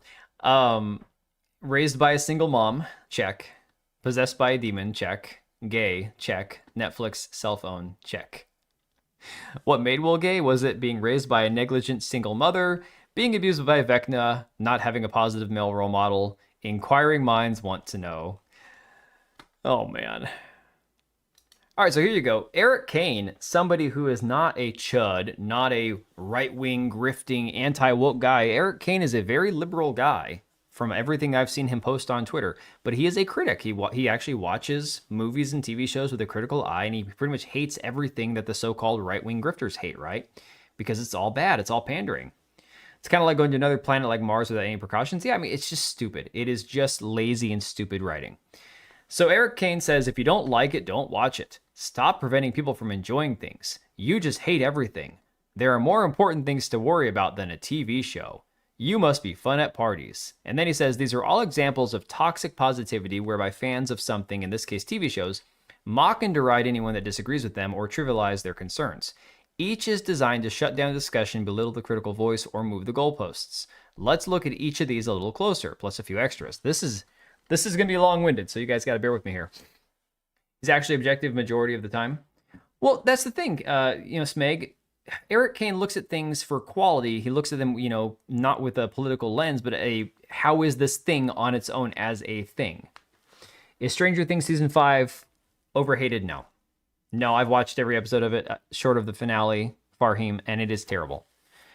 It's terrible if you really, really, really liked the early seasons. So I'm going to go with my take. Season 1, fantastic. I thought it was overhyped until I watched it like a year after it came out, and I'm like, oh my God, I was one of those people hating on Stranger Things because I'm like, oh, everyone's talking about it. It can't be that good.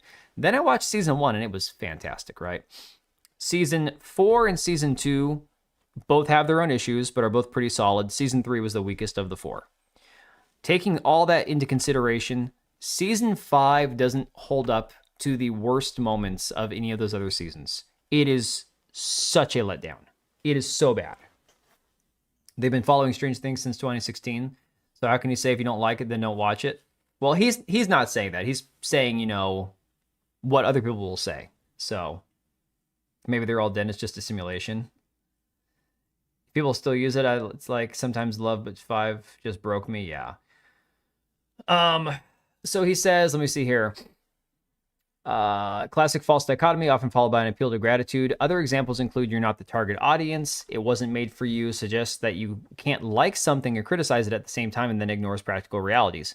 For instance, we're often critical of the direction something has gone, i.e. we were fans, and this is what you guys were just saying, of X, Y, or Z for 3 seasons, but in Season 4 it went downhill. Now, the funny thing is he's saying that Season 4 went downhill. I think so the way I look at Stranger Things, it was like it's high, Season 2 you drop down a bit, Season 3 is like way down, and then Season 4, in my opinion, brought it back up a little bit. Yeah, it had its issues, but I really enjoyed a lot of Season 4. We're still watching because we remain, despite our criticism, invested. Maybe we still like the characters in X, Y, and Z, and we're eager to find out what happens, but we're bothered by sloppy writing or plot holes. False dichotomy attempts to shut down any critical discussion by claiming that only two options are available, like or dislike, with nothing in between. Pretty good in my opinion. Visually, it's the best season, even in terms of acting, is better than season 2 and 3. I massively disagree. I think the acting is terrible. I think most of the kids, Sadie Sink is really good. Mike is non-existent. He's there, and he's saying his lines. Lucas is still decent. And then overall, I mean, just Will's acting has gotten worse. Will's acting progressively getting worse is what made the coming out moment as cringe and awful as it was. That's just my personal take, but that's just the way I look at it. The contrast between Kane and Tassie, yeah. Stop preventing people from enjoying things. This is a straw man. Criticism is not an active control or prohibition. Stating an opinion about XYZ does not prevent other people from enjoying XYZ. It's also engaging in false victimhood and, of course, tone policing. You just hate everything. Ad hominem when with some hasty generalization and straw manning thrown in with a dash of tone policing. Criticism of XYZ does not imply hatred of everything. Exactly. And that's the thing people hear often is when you're critical of certain things, well, you just hate everything. It's like, I've said a lot of great things about a lot of stuff I love. I'm mad that season 5, for a lot of us, has been such a letdown. Yes, Battlefield 5, it never works out. If you don't like my politics, don't buy my book. We've heard that somewhere before, right? Never understood the appeal of these shows. The actors are atrocious, and you can tell what the ending is the majority of the time. Yeah, but Black Cat, again, the problem with actors and Hollywood is if you're going to go down that route, and I understand this is where a lot of people have given up watching Hollywood altogether, and I respect it, I get it. 90% of actors all feel the same way. So they all have the same viewpoints, the same politics, the same perspectives, the same opinion of people watching it. You know, for me, you either like the show or you don't like the show. Can someone please explain Strawman? I can give you a generalization of it. Somebody else in chat can do a better job explaining Strawman versus Steelman. It has to do with presenting a weak argument versus a strong argument for the sake of like subverting the conversation. So a Strawman argument would be like, you use a non-equivalent example to try to undermine the argument the person's making. Versus Steelman, you argue against the best possible argument that they have, but point out the flaws of the arguments. That's the way I would... Using your argument as a misrepresentation of what you actually said. Presenting the opposing side argument in bad faith. There you go. That's a good example of it. Let's see. There's more important things to worry about than a TV show. Classic appeal to triviality. Others include relax. It's not that deep. I would say that he's leaving off Go Touch Grass. You know? Oh, so you want all trans people to die. Exactly. Exactly. You must be fun at parties. This is ad hominem, but also an appeal to ridicule with a slice of tone policing, an attempt to mock and socially isolate a critic, and a warning to anyone who might voice a similar opinion that it will also be ridiculed. It's also an implicit false standard suggesting that being thoughtful or critical is antithetical to fun. The two are not. In fact, I prefer to be around critical people. I have more fun around people who are critical and people who aren't just NPCs. I'm happy to get more _ content. Be happy we even get a Lord of the Rings show. Oh yeah, he hated Rings of Power. It's not bad. I think it has pacing issues. So, Farheen, I will present my arguments, not to do a straw man, as far as the pacing goes, right? The problem with the pacing in season 5 is a lot of things have happened, and very few of things, in my opinion, have mattered. Like, there has been so much all over the place, you know, characters in different places at different times. Like, look, Dustin got himself beat up and missed out on the whole the crawl at the beginning of the show. And then all of a sudden, you know, we've got people who are tied up in the Upside Down, people who are lost in 2 different places. And there's all this shit going on that ends up not mattering at all. So pacing could be a thing, but I think there's also just a lot of plot holes and issues that they just didn't work out. And the writers even came out and said, there's a scene with Nancy and Jonathan where they think they're going to die and they're just waiting for their slow ultimate death, where they're finally going to sit down and hash out all the problems with their relationship up to this point. The reason they had to do that, and the writers basically said, we didn't care about the scientific reason for the things happening around them. We just needed to put them in a situation where we could finally fix their relationship issues and have them talk it all out.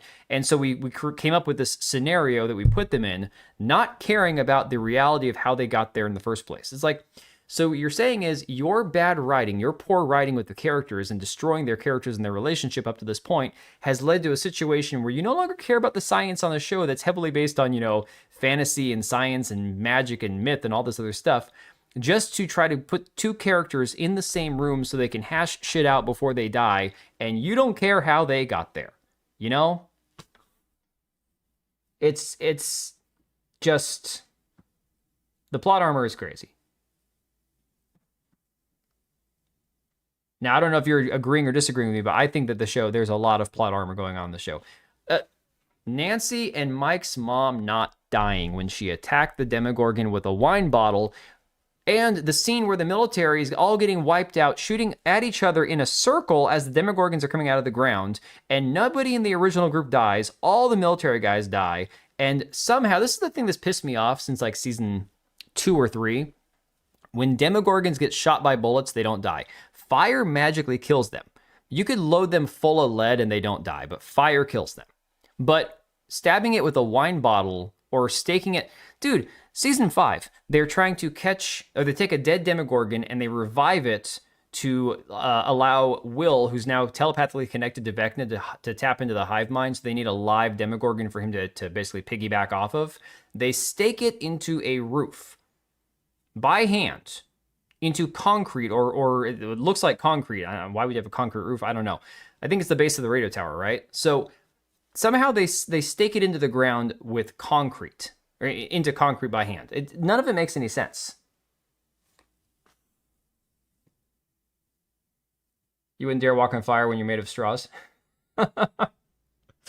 Well, I'm okay with logic being thrown out the window if it's a purely fantasy, not based on anything that's supposed to have any sort of scientific explanation, but they go into detail and talk about how science created all this stuff in the Upside Down. I'm like, this doesn't make any sense. One minute you're saying it's scientific, and the next nothing is following any sort of scientific principle whatsoever. It just doesn't make any sense. Has 100% Rotten Tomatoes score. Everyone likes this but you. It's made $400 billion. Appeals to popularity. Now, okay, you could argue that something's bad, but it's still successful. That's another argument that you could make about games and movies. Like, I don't like it. It's shit. People like slop. People love Fortnite. Okay, Fortnite is objectively a successful, popular game. That doesn't mean I have to think it's good. Another thing bad writers do, a big challenge becomes a much less substantial threat for no reason.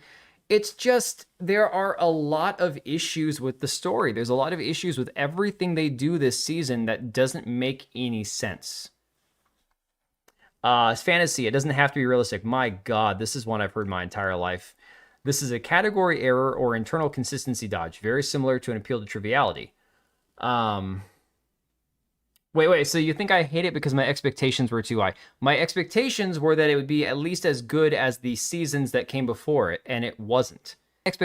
So, a show that has been in production now, how many years? How many years were they working on season 5? 5 years? 6 years, something like that? This is the final season. This is what they're going to end their entire run with. And my expectations were too high that I expected it to be at least as good as the seasons that came before it, knowing that the seasons that came before it were not as good as season 1. I'm not asking it to be season 1. I'm not even asking it to be season 2. I'm asking it to be as good or better than seasons 3 or 4. Stream's lagging again? Nah, of course it is. Why wouldn't it be? That was lag? Well, are we back or is it still lagging? Let me know. If it's still lagging, I'll just pull the plug on it and go to sleep. That's like saying people's problem with the new Star Wars movies was their expectation was too high, you know? Okay, no worries.